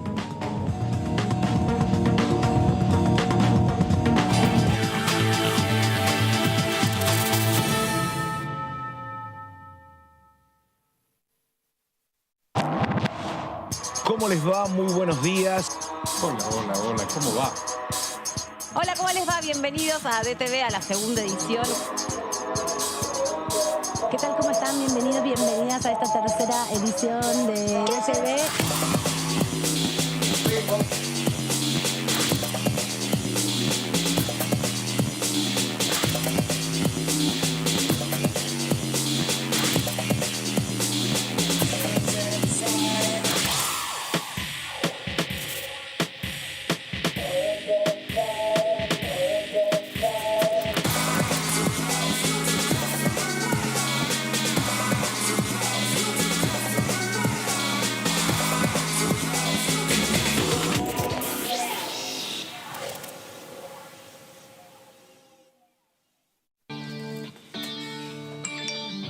Ay, mi mamá.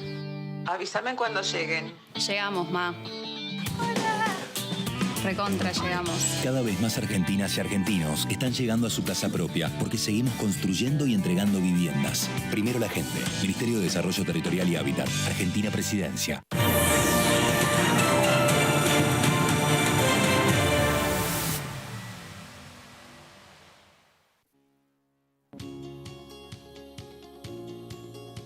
Cuando un proyecto de ley ingresa a la Cámara de Diputados, ya sea creado por un legislador, enviado por el Poder Ejecutivo o producto de una iniciativa popular, se trata primero en las comisiones correspondientes para luego ser tratado en el recinto por los diputados.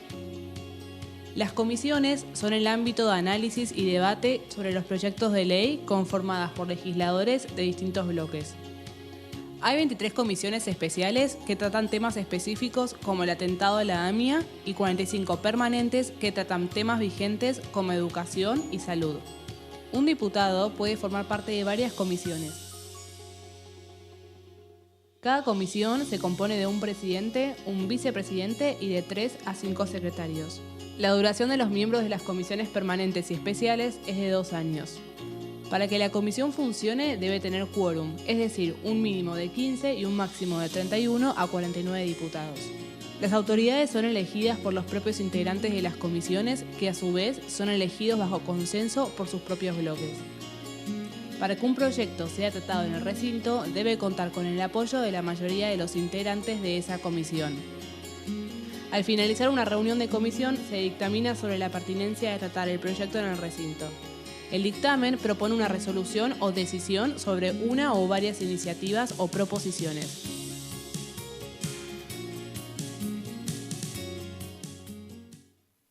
¿Buscás naturaleza? Entrá a larutanatural.gov.ar y elegí tu próximo viaje por Argentina. Primero la gente. Ministerio de Turismo y Deportes. Argentina Presidencia. Lo que pasa en el recinto. Lo que pasa con las leyes. Lo que pasa en el Congreso. Lo que querés saber de nuestro Parlamento. Te lo contamos nosotros. Porque somos tu voz en el Congreso. DTV, el periodismo en el Congreso. Mi nombre es Paula, tengo 34 años y soy doctora en química biológica. Hace años empecé a jugar al básquet con mis amigos. Nos juntamos, entrenamos y nos divertimos. Durante la semana investigo el comportamiento de las proteínas en el Laboratorio de Biología Celular y Estructural del Instituto del Lugar. Trabajo de lo que más me gusta sin dejar ninguna pasión de lado. Que lo que quiera hacer incluya la ciencia.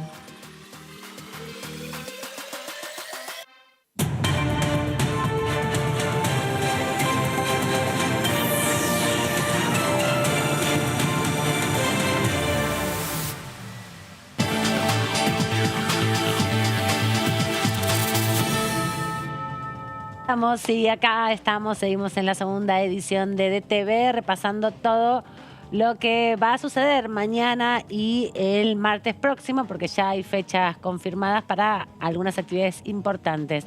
El martes 28, último día de febrero, último día de extraordinarias, se va a desarrollar una sesión que convocó la semana pasada, el viernes, mientras estábamos aquí en Diputados TV, llegó la información de la solicitud de Germán Martínez, presidente del bloque oficialista, con una serie de diputados que solicitan esta sesión especial para las 11:30 de la mañana, donde se va a estar tratando solo dos temas. Por un lado, la historia clínica digital, un proyecto que se va a convertir en ley, igual que el plan de pago de deuda previsional, que se conoce popularmente como moratoria, pero tiene dos partes. Después lo vamos a estar desarrollando en profundidad, pero saben que acá se lo venimos contando muy seguido porque tendría que haber sido aprobado el año pasado, se tendría que haber aprobado el 26 de julio del año pasado, antes del 26 de julio, porque ese día venció la moratoria 2014 y si bien se prorrogó hasta el 31 de diciembre, el universo al que alcanza es menor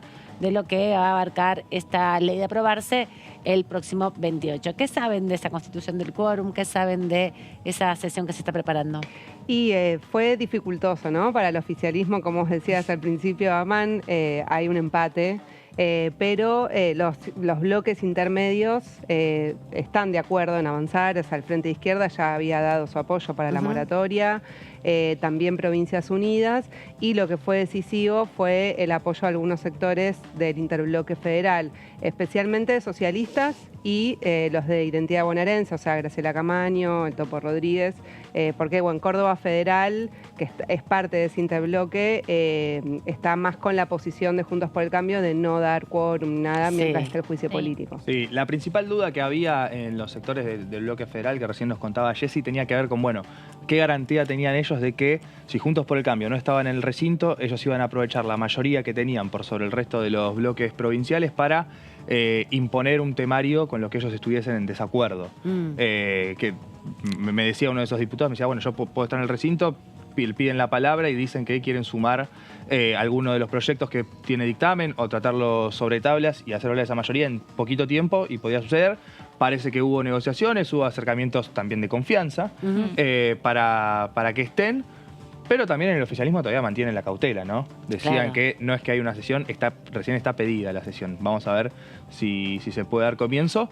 Y también un poco esto que Juntos por el Cambio dejó trascender, que aflojaría en parte esta rigidez de no permitir ninguna sesión mientras se mantenga el proyecto del juicio político. Lo que dicen un poco del oficialismo es por 24 horas que te cambia si podés tratar estos proyectos que en principio también tendrían acuerdo.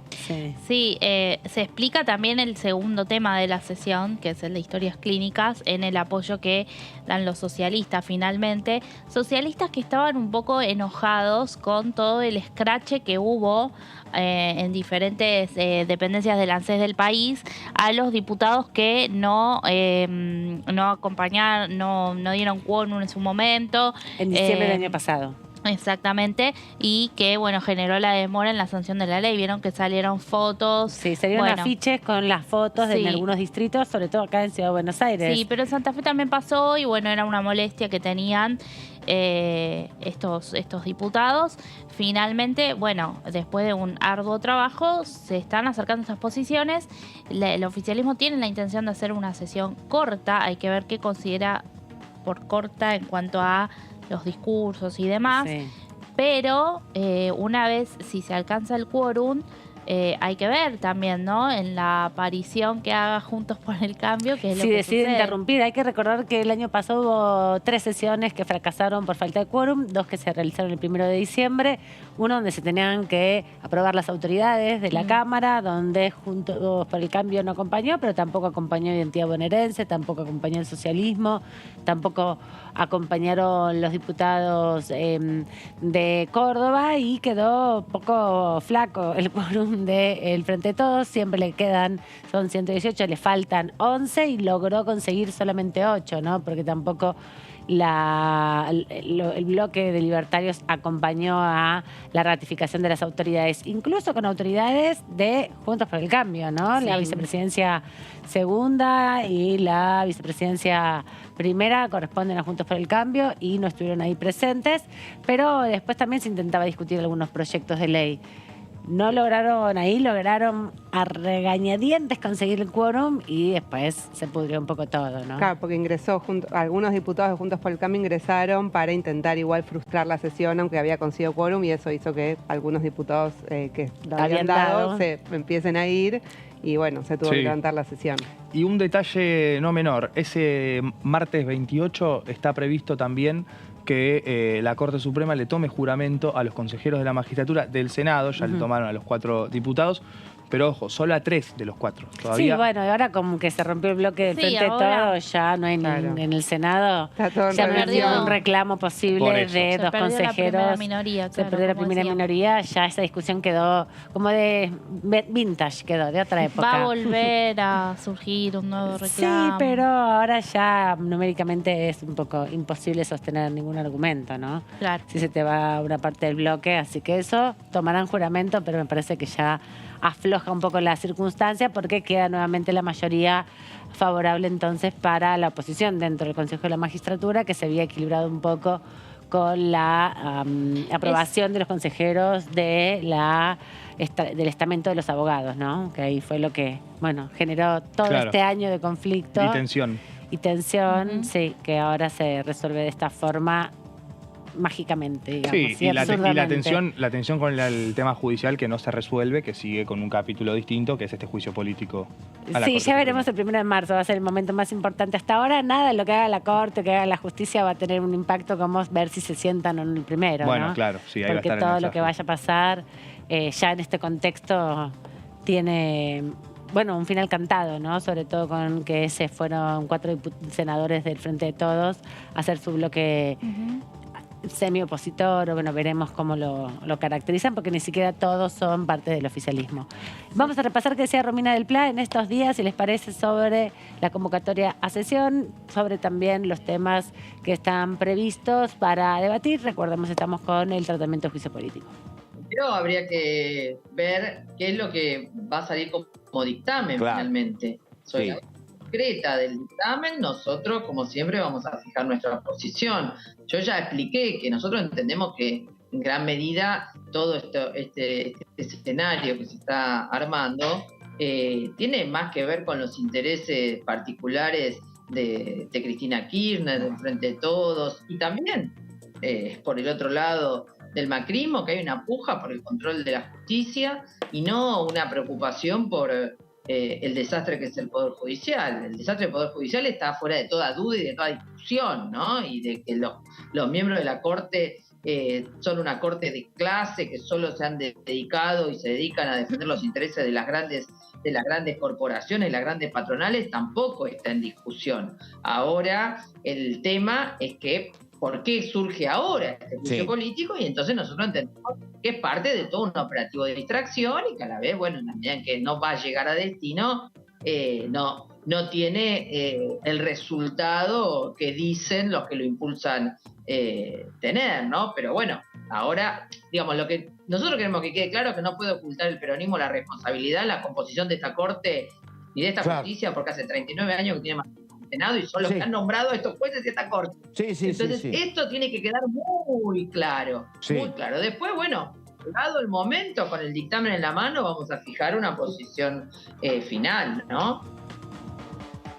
Ahí está, un largo trámite queda por delante con un juicio político. Mañana se abre la ronda de testigos. Se pueden incorporar a lo largo del proceso distintos testigos. No es que se agota la lista por una convocatoria, sino que a medida que pase el tiempo y con la referencia que hagan también algunos testigos sobre otros personajes que se tienen que invitar, se irá abriendo ese desarrollo. Y también la búsqueda de la prueba, como bien contaba Sofía hace un rato, que es los escritos, los pedidos, las solicitudes de informe a, por ejemplo, la DAJUDECO, que es la oficina de escuchas telefónicas, no sobre los contenidos, sino sobre las antenas, los cruces de llamado, las entradas y salidas de cada uno de los teléfonos, para ver si hubo comunicación asidua entre distintos personajes que están siendo cuestionados por, bueno, privilegiar información y, sobre todo, arreglar sentencias que tienen algunos de los intereses puestos ahí, sectores de la oposición. Pero hablamos de la sesión del martes, hablamos de la moratoria provisional, hablamos del plan de pago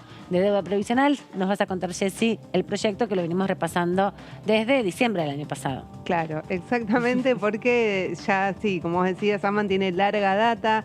Es para hacer un repaso, como vos decías, tuvo media sanción ya el Senado, julio del 2022. Desde entonces, que ya tiene esa media sanción, y en ese caso, en la Cámara Alta, tuvo 38 votos afirmativos, 6 negativos y 18 abstenciones.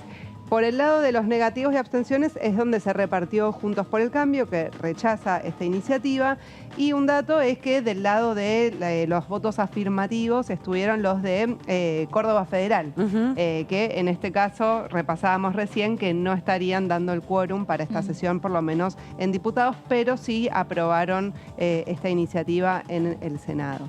En diputados tuvo dictamen de mayoría en las comisiones de Previsión y Seguridad Social y Presupuesto y Hacienda desde diciembre. Y ahí es importante aclarar que hubo también 2 dictámenes de minoría. Uno es de Ana Carrizo, de Evolución Radical, de Juntos por el Cambio. Ellos plantean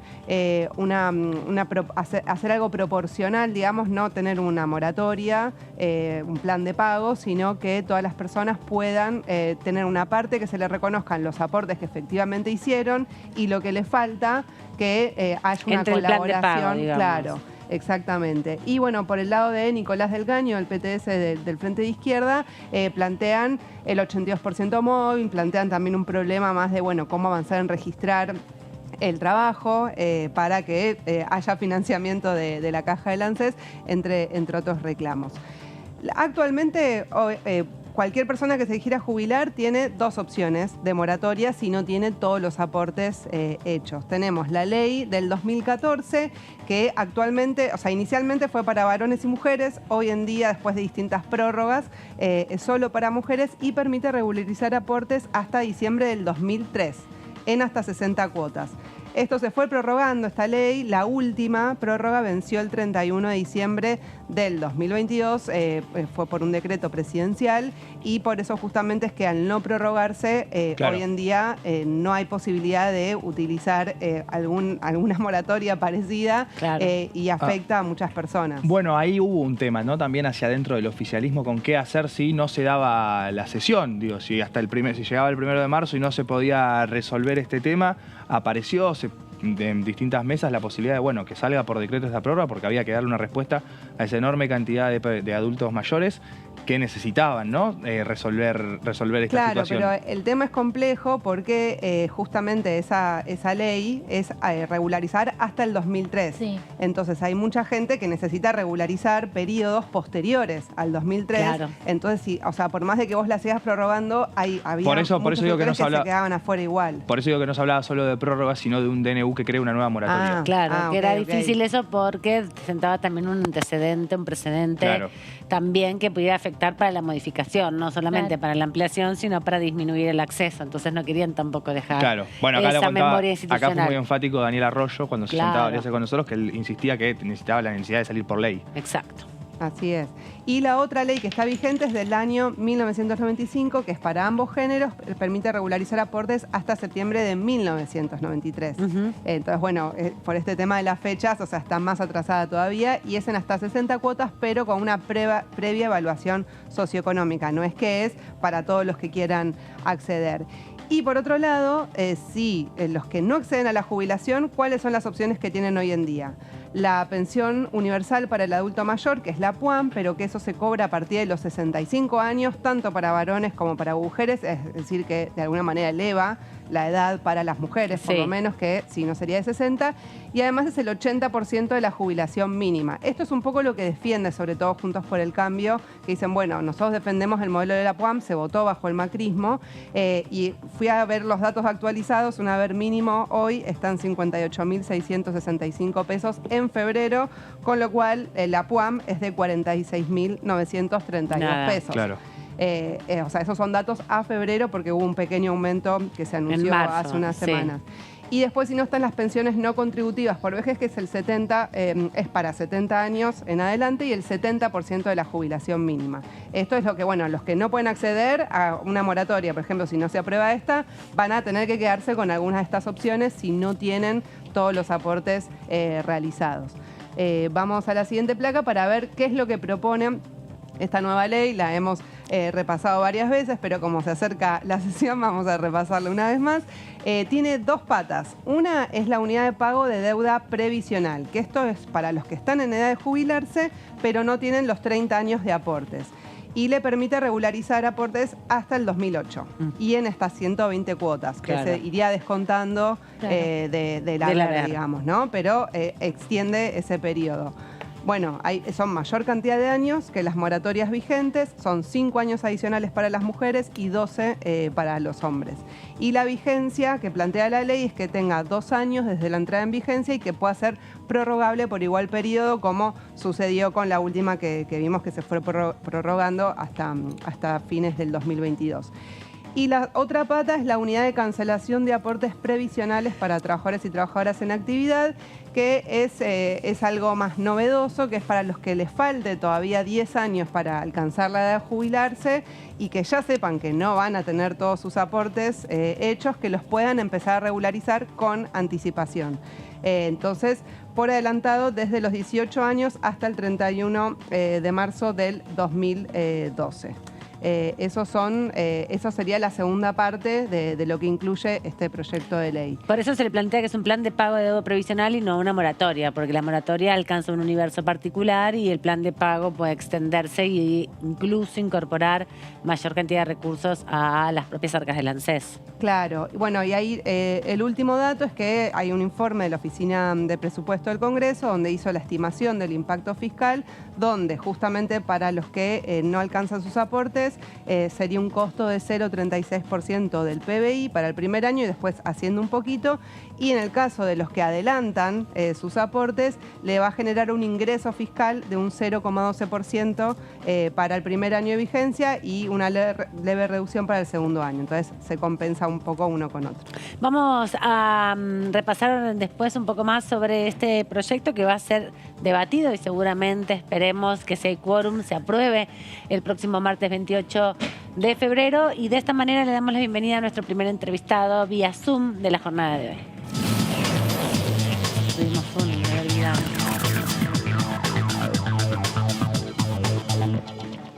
Agradecemos al diputado Carlos Heller, presidente de la Comisión de Presupuesto, por este rato con la segunda edición de DTV. ¿Cómo anda, diputado?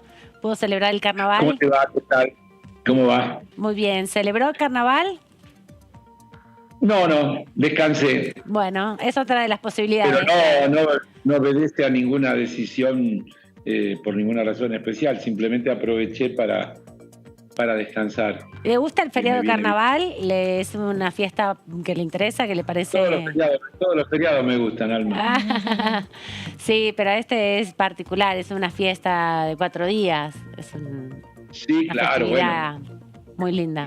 Cuando uno hace planes para irse a algún lado y demás, pero no, yo me quedé en casa. No me quedé en casa. A ver, fui a la cancha. Bien.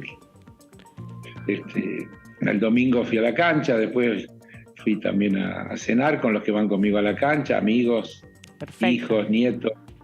Y la Boca, y después mi parte, y la Boca es uno de los pilares del carnaval porteño, además, ahí por las inmediaciones. Sí, claro, siempre. El carnaval es muy lindo, las murgas son algo muy, muy atractivo, muy divertido y muy popular. Son una expresión de sentimiento popular. Fíjate que se han producido incluso algunas controversias alrededor del tema del carnaval, porque se ve que hay gente que le molesta y no le gustan los corsos, las murgas. Pero bueno, pero es nunca comprensible. se han prohibido, pero igual siempre el carnaval resiste año tras año, siglo tras siglo, es la fiesta más antigua que existe. Acordate que la dictadura lo eliminó, inclusive, exacto. ¿no? Sí. La dictadura lo eliminó. Entonces, cuando uno mira a los que lo resisten y demás, Claro. Puede sacar algunos mecanismos Sí, ahí y hacer un poco. Total. Y las cosas no son, si todas tienen alguna razón, siempre. Sí. Diputado, estábamos hablando de la moratoria del plan de pago previsional, nos repasaba nuestra compañera Jessica. Aprendí un montón, muy bien la explicación, excelente. Vio que bien acá nuestras compañeras estudian mucho para poder explicar. Y ahora, después de lo técnico que explicó mi compañera Jessica Calcaño, bueno, más lo político. ¿Por qué cree que hay sectores que no quieren darle la posibilidad al oficialismo de debatir en el recinto y que están propiciando, bueno, que no se pueda sesionar en extraordinarias? Se convocó el último día, ya no hay margen para tratamiento de estos proyectos fuera del periodo ordinario. Sí, a ver, hagamos un poquito de historia. Porque recién tu compañera, en todo ese excelente informe que hizo, también mostraba que en el Senado, los senadores y las senadoras de la oposición o se abstuvieron o votaron en contra. Y en la Comisión de Presupuesto de la Cámara de Diputados, cuando lo tratamos, también. Y cuando uno repasa el día que lo tratamos en la comisión, escuchamos argumentos profundos de algunos legisladores y legisladoras que en realidad lo ven como parte del gasto público y de las cosas que ellos creen que hay que controlar y eliminar, y no están de acuerdo. En realidad, más allá del tema controversial del juicio político y de la negativa a tratar otros temas por el juicio político, lo cual en sí mismo solo tiene dos lecturas: o es un chantaje o es un disparate, porque de otra manera no se lo puede interpretar. ¿Por qué habría que vincular el no tratamiento de una cuestión previsional en la que se juega la suerte de cientos de miles de argentinos y argentinas con otro tema que se está debatiendo, con el que se puede estar de acuerdo o desacuerdo? ¿Parece? No parece muy democrático como procedimiento, me parece muy democrático. Pero cuando lo tratamos en comisión, yo escuché decir cosas como algo así, como ¿por qué toda la sociedad se tiene que hacer cargo de un costo por aquellos que no hicieron los aportes en el momento cuando lo tuvieron que hacer? Como si fuera primero una cuestión voluntaria o de mala administración personal. Administración personal, y no fuera que en realidad el grueso de las personas que están en esa situación es porque han tenido empleadores que no han querido tenerlos en blanco. Fíjense que la mayoría son mujeres, que una altísima proporción son mujeres que han trabajado o siguen trabajando en casas particulares. Es decir, es un problema social real, grave, serio, y la negativa a quererlo tratar y ponerlo en el marco de la discusión del déficit fiscal y cosas por el estilo, para mí es una carencia de sensibilidad grave, pero es como se da con un montón de otras cosas. Lo hemos visto cuando tratamos la ley del compre argentino, algunos diputados decían que era una ley de compre caro. Sí. El otro día yo veía al presidente de los Estados Unidos inaugurando el periodo de sesiones, dando como un gran logro que todas las obras de infraestructura que se iban a hacer en los Estados Unidos se iban a hacer utilizando solo materiales producidos en los Estados Unidos. Y lo dijo enfáticamente y lo reiteró. todo lo que se utiliza, desde el cemento al cable, al acero, ¿verdad? Todo lo que se hará con materiales producidos en Estados Unidos. Cuando uno dice compre argentino, no está hablando solo del precio, está hablando de trabajo, está hablando de que si se compra argentino se crea trabajo. Si se compra argentino, esos trabajadores se convierten en consumidores. Si son consumidores, pagan impuestos. Si pagan impuestos, mejora la situación fiscal. Es otra manera de leer la realidad y de encarar estas cuestiones. Así que, mira, es un tema de modelo de país. Lo que está en discusión es qué modelo de país queremos, en qué modelo de país queremos vivir.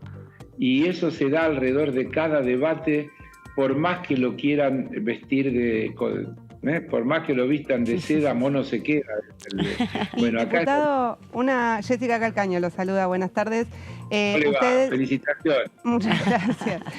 Usted decía que escuchamos a Juntos por el Cambio, muchos de los argumentos que utilizan para oponerse a la moratoria es que implica un gasto y que hay que achicar ese gasto, ¿no? Ahora, también hemos leído distintos documentos del Fondo Monetario Internacional que plantean argumentos similares y que incluso promueven la baja de la de jubilaciones, porque hablan de que es un debate mundial. Digo, en Francia se está discutiendo elevar la edad jubilatoria, hay distintas protestas. Bueno, o sea, a la Argentina tiene firmado también un acuerdo con el FMI y pide permanentemente achicar el gasto fiscal. ¿Cómo ve? Argentina tiene firmado un acuerdo con el Fondo Monetario Internacional en el que este año 2022 que terminó tenía que llevar el gasto fiscal a 2,5 y fue 2,4, y en este año que hemos iniciado lo tiene que llevar a 1,9, y eso es lo que tiene que lograr. El resto son opiniones. Yo no comparto para nada esas opiniones, ni las del Fondo Monetario, ni las coincidentes de Juntos por el Cambio. Yo creo que hay que pensar en que hay cosas que no son un gasto, que es una inversión que la sociedad hace en proteger a los sectores más vulnerables, a los más débiles. Y esto es una cosa permanente. Los que no quieren regular son los que no necesitan regular porque su poder y su potencia les da lo que aspiran y no necesitan de regulaciones. Por eso los conservadores siempre están en contra de las regulaciones, porque se trata de conservar lo que tienen. Cuando vos querés cambiar cómo se acumula y cómo se distribuye, quién se beneficia, cuando vos tenés un mundo donde de pronto el 1% de la población tiene más riqueza que el otro 99%, si no lo cambiás con políticas públicas, eso cada vez está peor, porque los números son cada vez más graves, en el mundo entero, Entonces esta discusión está planteada también en el mundo entero. Lo que pasa que, insisto, hoy hay una discusión, en la Argentina quieren bajar los impuestos y en los países centrales se está discutiendo cómo cobrarle impuestos a las grandes corporaciones, que aprovechando determinadas cuestiones, por ejemplo, y la tecnología que hoy se dispone, te facturan desde países de baja tributación. Y entonces de pronto vos te encontrás con que todas esas empresas tienen su sede fiscal en países de bajísima tributación y los países donde esas empresas están instaladas se quedan sin esos ingresos. Eso se está discutiendo en el mundo entero.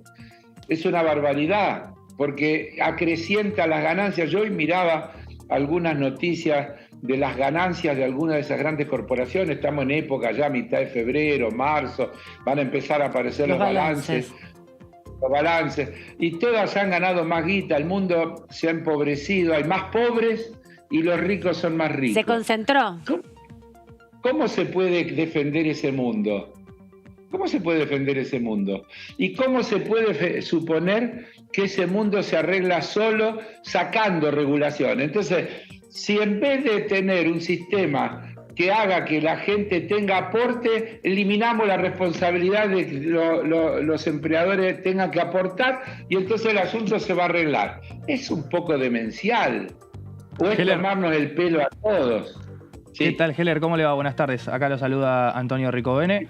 Yo quería preguntarle, bueno, uno tiende a pensar que el quórum finalmente se va a dar y que posiblemente haya una sesión. En caso de que no suceda, se venía analizando, y también es algo que comentábamos con Jessica en el informe, la posibilidad de, bueno, de si no se puede no se pudo avanzar en distintos momentos con este proyecto, avanzar en un decreto o en una nueva prórroga de la moratoria anterior. ¿Qué posibilidad ve de que eso suceda? Algunos diputados exigían dentro del bloque que fuera necesariamente por una ley por cuestiones de reglamentación. Otros decían, bueno, si no se puede, tiene que haber una moratoria porque va a haber que dar respuesta. No se puede dejar a esta cantidad de jubilados y jubiladas con la PUAM. En ese debate, ¿usted en dónde se para? A ver, hay argumentos como siempre diversos y tratemos de analizarlos juntos. Por favor. No hay duda de que es mucho mejor que esto sea por ley, porque estamos hablando de una cosa de carácter permanente como es la jubilación. Estamos hablando de algo que quien accede por mucho tiempo, y a veces uno tiende a pensar que un decreto tiene menos fuerza, menos seguridad, menos garantía para las personas alcanzadas, porque un decreto, por empezar, se anula con otro decreto, y una ley requiere justamente otra ley para cambiarlo, y una ley que da derechos es difícil de modificar sacándole derechos. Se puede modificar para otros, pero más difícil que se pueda modificar por los alcanzados. Ahora, si efectivamente la oposición no da quórum, si da quórum vota en contra y esto no se puede aprobar por una ley, pareciera que estarían dadas las condiciones para la necesidad y la urgencia. Parecería que estarían dadas las condiciones. Ahora, comprendamos que un decreto ya no es un tema legislativo. Yo puedo dar una opinión, pero es una opinión como ustedes pueden dar una opinión. Pero ya es un tema de competencia exclusiva del Poder Ejecutivo. El Poder Legislativo no puede decidir que se saque un decreto. El Legislativo puede demostrar su incapacidad de legislar y poner al Ejecutivo en la situación de la necesidad y la urgencia. ¿Cuál es la necesidad y la urgencia? Que hay 600.000 personas que están ya hoy en una situación de falencia en su situación previsional. Esa es la necesidad y la urgencia. Entonces, efectivamente, si no hubiera posibilidades de que esto se apruebe una ley, yo creo que no sería errado pensar que el Poder Ejecutivo estaría en el lugar que corresponde para sacar sobre el tema un decreto. Pero insisto, no es materia legislativa. Ahí yo estoy dando ya, si quiere, una opinión ciudadana. Diputado, ¿qué tal? Melissa Jofré lo saluda. Lo quería consultar porque hay uno de los temas del temario de extraordinarias que sí se estuvo debatiendo y que alcanzaron el dictamen en la Comisión de Presupuesto, la que preside, que es el de monotributo tecnológico, pero no se incluyó para esta sesión. ¿Por qué quedó por fuera del temario? Preguntarle eso primero, y si bueno, tienen la expectativa de que ni bien iniciado el periodo ordinario sea uno de los primeros temas en tratarse. Mire, a ver, voy a tratar de ser lo más claro y franco que puedo ser. Pero las cosas no se definen por si son buenas o malas, se definen por si tienen mayoría o no tienen mayoría. Yo no estoy en la negociación política en el interbloque, esto es responsabilidad de la presidencia de la Cámara y de la presidencia del bloque. Debo creer, porque creo en los compañeros y compañeras que tienen esas responsabilidades, que el temario que se puso es el que tiene posibilidades de ser tratado, porque no hubo acuerdo para más. Porque si no, ¿por qué nosotros no pondríamos más temas si los hemos llevado a las comisiones? El tema del monotributo es un proyecto del Poder Ejecutivo puesto en extraordinaria que nosotros hemos tratado y le hemos dado dictamen. Por lo tanto, nosotros estamos a favor de que se trate. Si no está en el orden del día, es porque en las negociaciones que ha habido con otros sectores para tratar de construir una mayoría que permita en primer lugar tener quórum y en segundo lugar que se apruebe un temario mínimo. Eso es lo que se logró. El Parlamento tiene una continuidad. El 1 de marzo está la Asamblea Legislativa, hablará el presidente y quedará inaugurado el periodo ordinario de sesiones.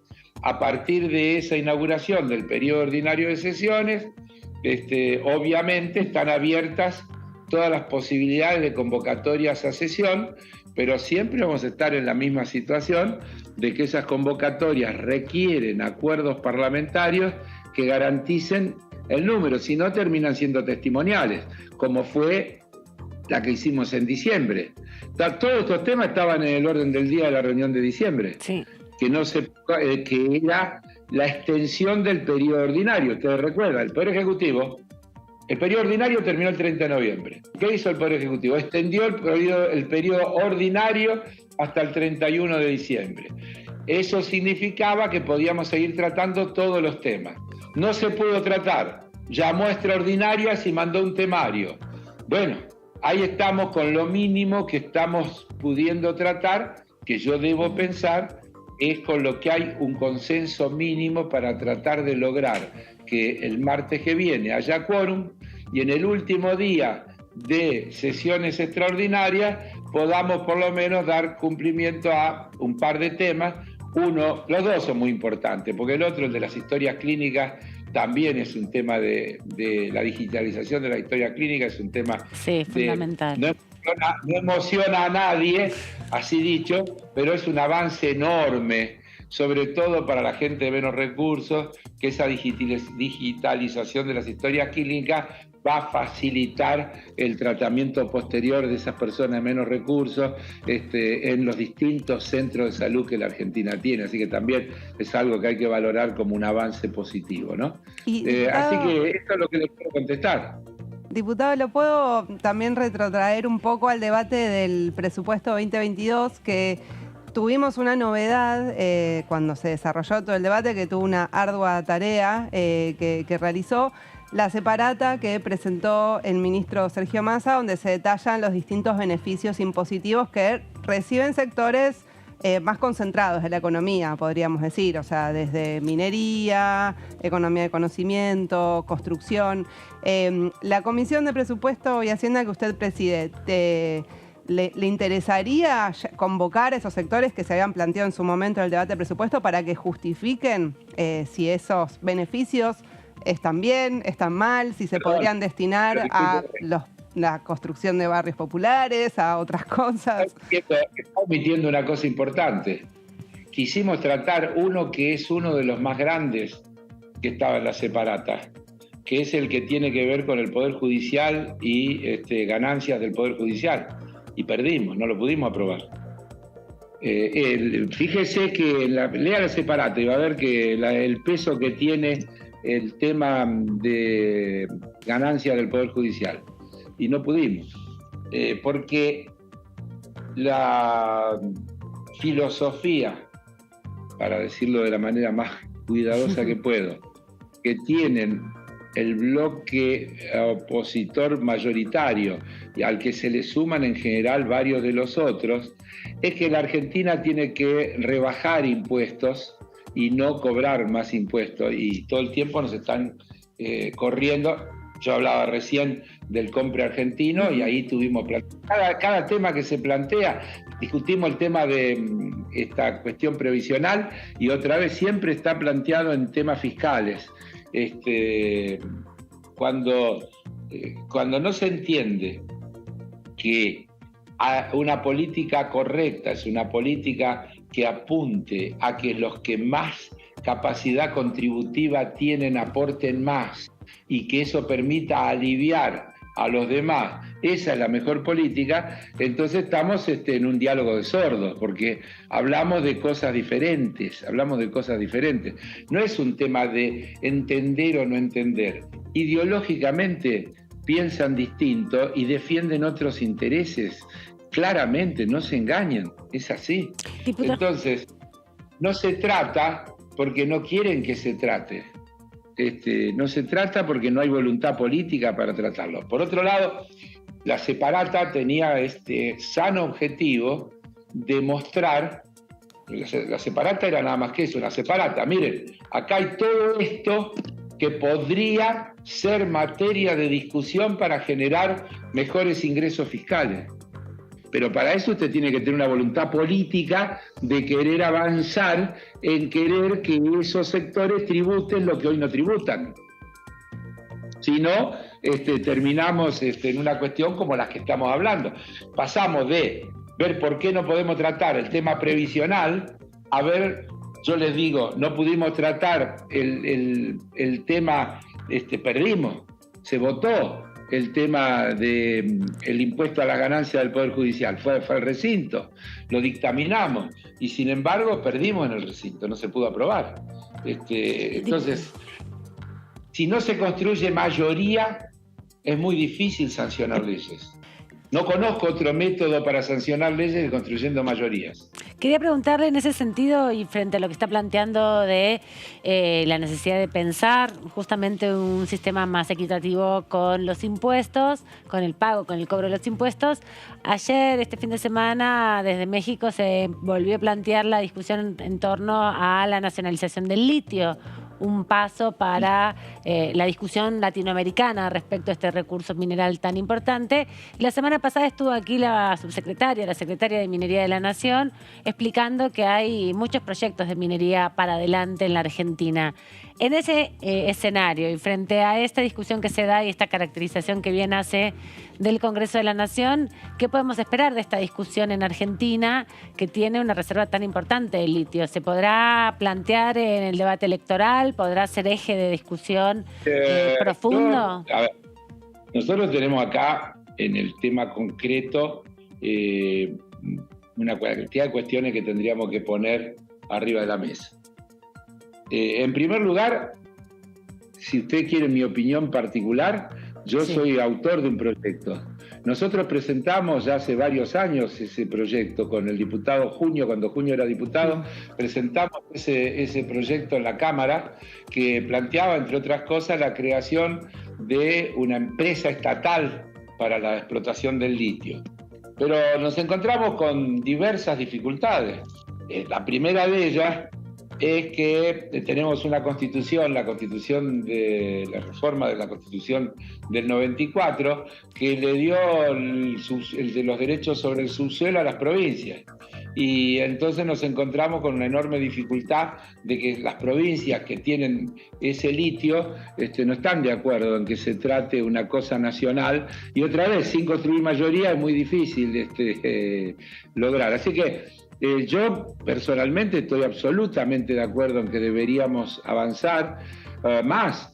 Yo creo que sería una gran idea que avanzáramos en un ente trinacional con Chile y con Bolivia, que son la gran reserva. Creo que entre los tres países tenemos algo así como el 60 y pico % toda la reserva de litio del mundo. Así que miren si podríamos hacer algo trascendente en la región, creando un ente plurinacional que unificara las condiciones para la explotación del litio, porque hay infinidad de cuestiones. Uno no puede dejar de pensar en que cuando habla de esto están desde las políticas extractivistas que hablan de llevarse el mineral en bruto, a las más prudentes que hablan de que se tenga que procesar en la Argentina para producir baterías en la Argentina, ocupando mano de obra en el país y demás, a las que, como yo, creemos que el Estado debe tener una participación importante, no sé si exclusiva, pero seguramente importante. Por eso hablábamos de una empresa testigo, ni siquiera hablábamos de una empresa que monopolizara el tema, algo así como la YPF del litio, llegamos a decir en alguna oportunidad, pero son todos temas a debatir, pero estoy seguro que estratégicamente es un tema que debería ocuparnos y preocuparnos. También debería ocuparnos y preocuparnos, y yo he estado este fin de semana escribiendo en las notas que hago en distintos medios, que se cumplieron 46 años de la Ley de Entidades Financieras de Martínez de Oz. 46 años. Martínez de Oz, si lo buscan en los archivos, van a ver que ese día, el 14 de marzo de febrero, de 1977, cuando presentó el proyecto, dijo, esta está llamada a ser la ley más importante de nuestra gestión y está llamada a perdurar por mucho tiempo. Esa tiene el secreto bancario, por ejemplo. No, infinidad de cosas. Mire, yo les voy a explicar. La ley de entidades financieras de Martínez de Oz, primero es una ley de bancos y nosotros creemos que habría que reemplazarla por una ley de usuarios, que lo que hay que regular son los derechos de los usuarios de servicios financieros. Y los bancos son los prestadores de esos servicios. Y que eso lleva a una segunda cuestión de fondo. La ley de bancos de Martínez de Oz vigente dice que los bancos podrán hacer todo aquello que no está expresamente prohibido. El proyecto que nosotros elaboramos ya hace más de una década y en el que llegamos a juntar más de 1 millón de firmas, dice los bancos podrán hacer solo aquello para lo que están expresamente autorizados a partir de la idea de la prestación del servicio. Es decir, lo que hay que discutir son los servicios de los usuarios del servicio financiero y en ese marco establecer cuáles son las obligaciones que tienen los prestadores de ese servicio. ¿Qué tienen que hacer las entidades que le prestan esos servicios a los usuarios de servicios financieros? Bien, creo que esos son grandes temas que deberían estar en el debate programático que debemos darnos de acá a las elecciones y que deberían formar parte de la diferencia que debería haber entre esos dos proyectos de país que dice el documento que el otro día se firmó en esa reunión del Frente de Todos, que este año, en el 2023, se juegan 2 proyectos de país. En el proyecto de país que yo creo, deberíamos tener una nueva ley de entidades financieras, un proyecto de ley de entidades financieras, deberíamos tener un proyecto de creación de un ente nacional del litio o plurinacional o como sea.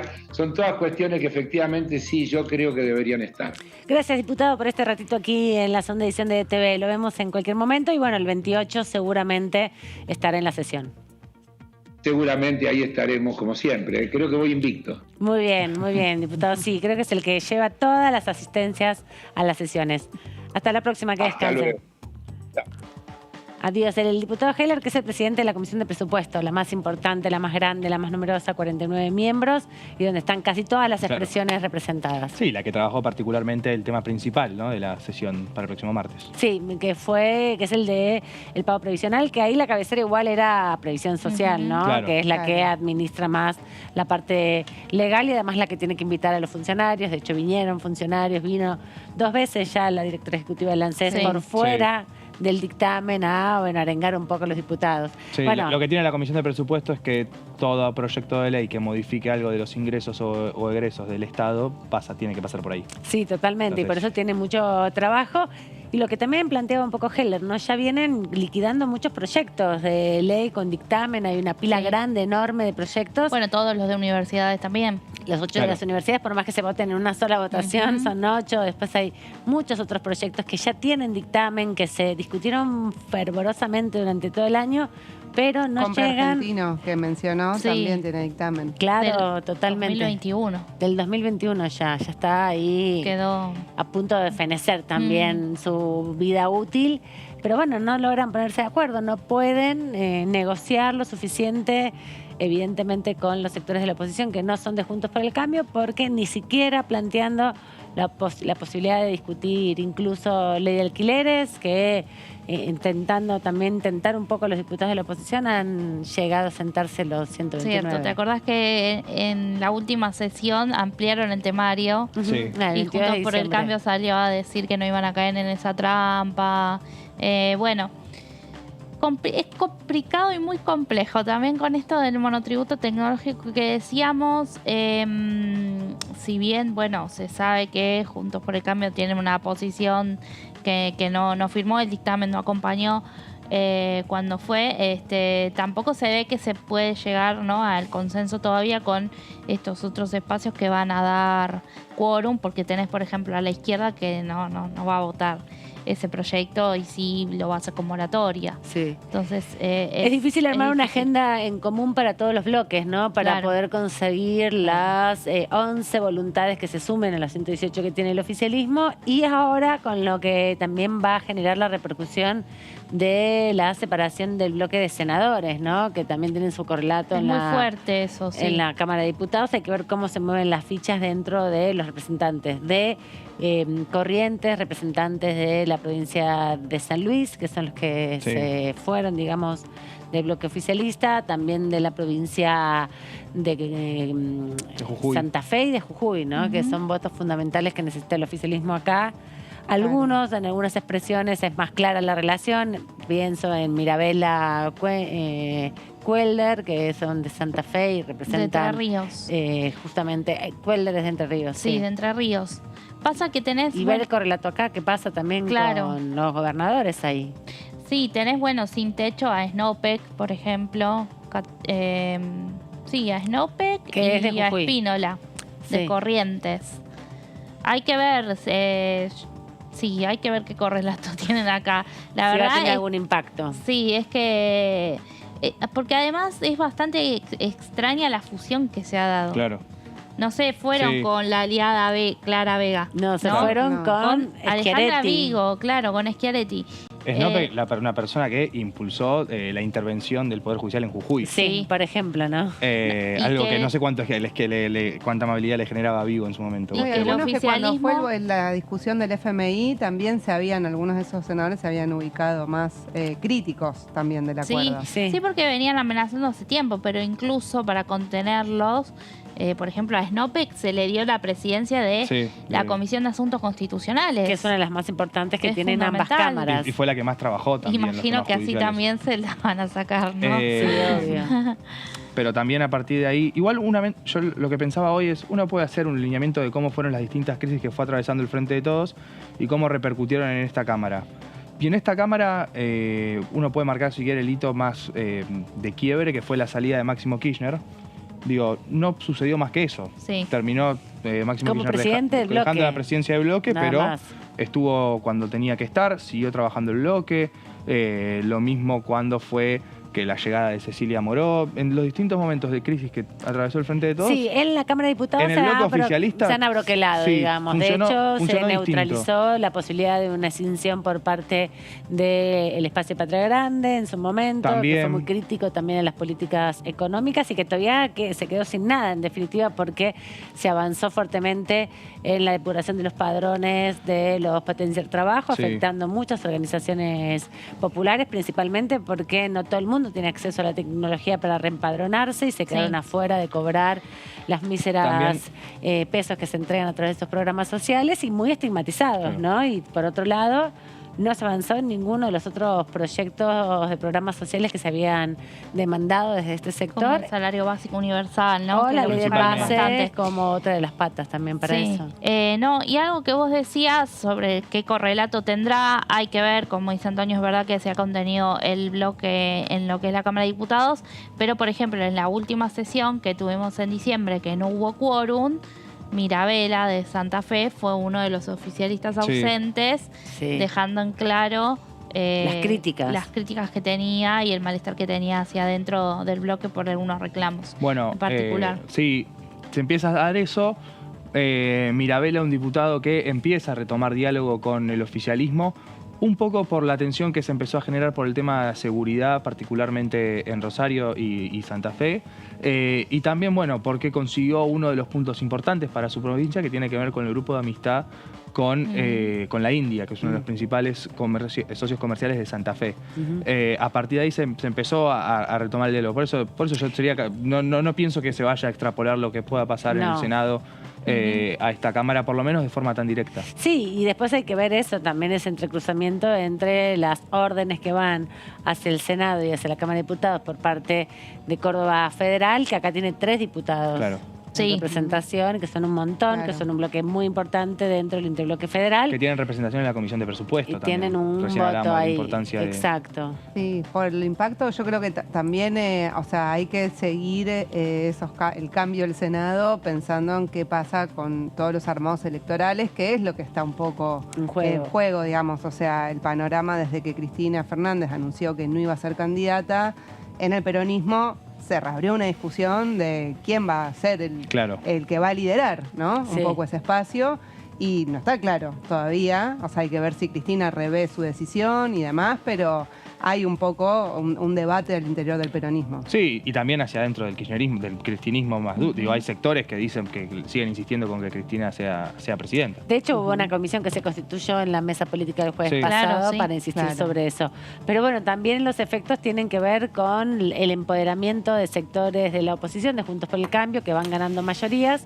Y como decíamos, acá el reglamento del Congreso establece distintas representaciones según la mayoría de los bloques. No habla de los interbloques, dice que los interbloques son formas de organización de los propios bloques, y eso es parte de la discusión que torna también, o que está en torno, en definitiva, del Consejo de la Magistratura, que es uno de los organismos que tiene que tener representación parlamentaria. Así que ya empieza el año, podríamos decir, explotado, el Congreso de la Nación. Intenso. Con mucha intensidad, y también quienes van a buscar la reelección de sus bancas, su cambio de cámara, pasar a la Cámara de Diputados o de Senadores, pasarse al Ejecutivo Nacional a través de las elecciones de las provincias para las gobernaciones, y eso va moviendo un poco el avispero de las alianzas que se van constituyendo. Nos queda todavía una hora más de programa, vamos a tener otras entrevistas de diputados y diputadas de la Nación que van rondando la Cámara Baja, porque mañana a partir de las 11 hay comisión presencial, obviamente, aquí de la Comisión de Juicio Político. Ya quedó viejo eso de que podían ser mixtas o que podían ser virtuales, y la presencia de testigos por primera vez en la Comisión de Juicio Político, que está analizando si los 4 jueces de la Corte Suprema incurrieron en mal desempeño de sus funciones o incluso en algunos delitos, ¿no? Por las 14 denuncias que se han presentado, que fueron todas ratificadas y que tienen 60 hechos aproximadamente sintetizados en distintas denuncias sobre cargos que recaen en distintos jueces de la Corte Suprema. Así que todo esto se va a ir develando a lo largo de las próximas jornadas. Ya sabemos que hay comisión mañana a las 11, que va a ser con invitados, con testigos que por primera vez responderán las preguntas de los diputados. Ahí vamos a ver también quiénes son más abogados que otros, porque van a tener sus trucos de interrogatorio. Muchos de los abogados que son penalistas, sobre todo, que es donde se da la instancia oral, porque en los otros fueros todavía son escritos los procesos penales, judiciales en definitiva. Veremos quién tiene la experiencia de ser abogado inquisitivo, acusador, y lo vamos a ver, como decíamos antes, ¿no? En los dos sectores, la importancia de que en un mismo hecho 2 jueces tomaron posiciones muy distintas, respondiendo en parte también a argumentos de distintos bloques, los distintos bloques que van a estar en disputa mañana en la comisión. Se van a poder ver esas estrategias argumentativas, un poco para la acusación y otro poco para la defensa, ¿no? Sí, también decir que todos los testigos tienen obligación de decir verdad, no como los imputados que no tienen obligación de declarar contra sí mismos. Acá tienen que decir la verdad, y todos son del Poder Judicial, así que nadie puede decir que no conoce las leyes. Eso es lo mejor. Los diputados pueden decir, bueno, no sé cómo es el procedimiento, pero no soy abogado. Los testigos nada, son todos abogados. Los que vienen, todos pasaron por alguna universidad de Derecho, así que saben claramente muchos cómo viene la diputados mano. estudiando a estas horas. Me parece muy bien, me parece muy bien. Y ahí la firmeza de Carolina Gailar, la presidenta de la Comisión de Juicio Político. Pausa y volvemos en un ratito.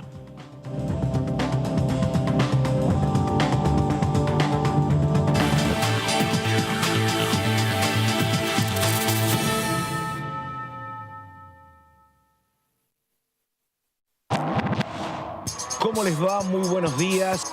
Hola, ¿cómo va? Hola, ¿cómo les va? Bienvenidos a DTV, a la segunda edición. ¿Qué tal? ¿Cómo están? Bienvenidos, bienvenidas a esta tercera edición de DTV.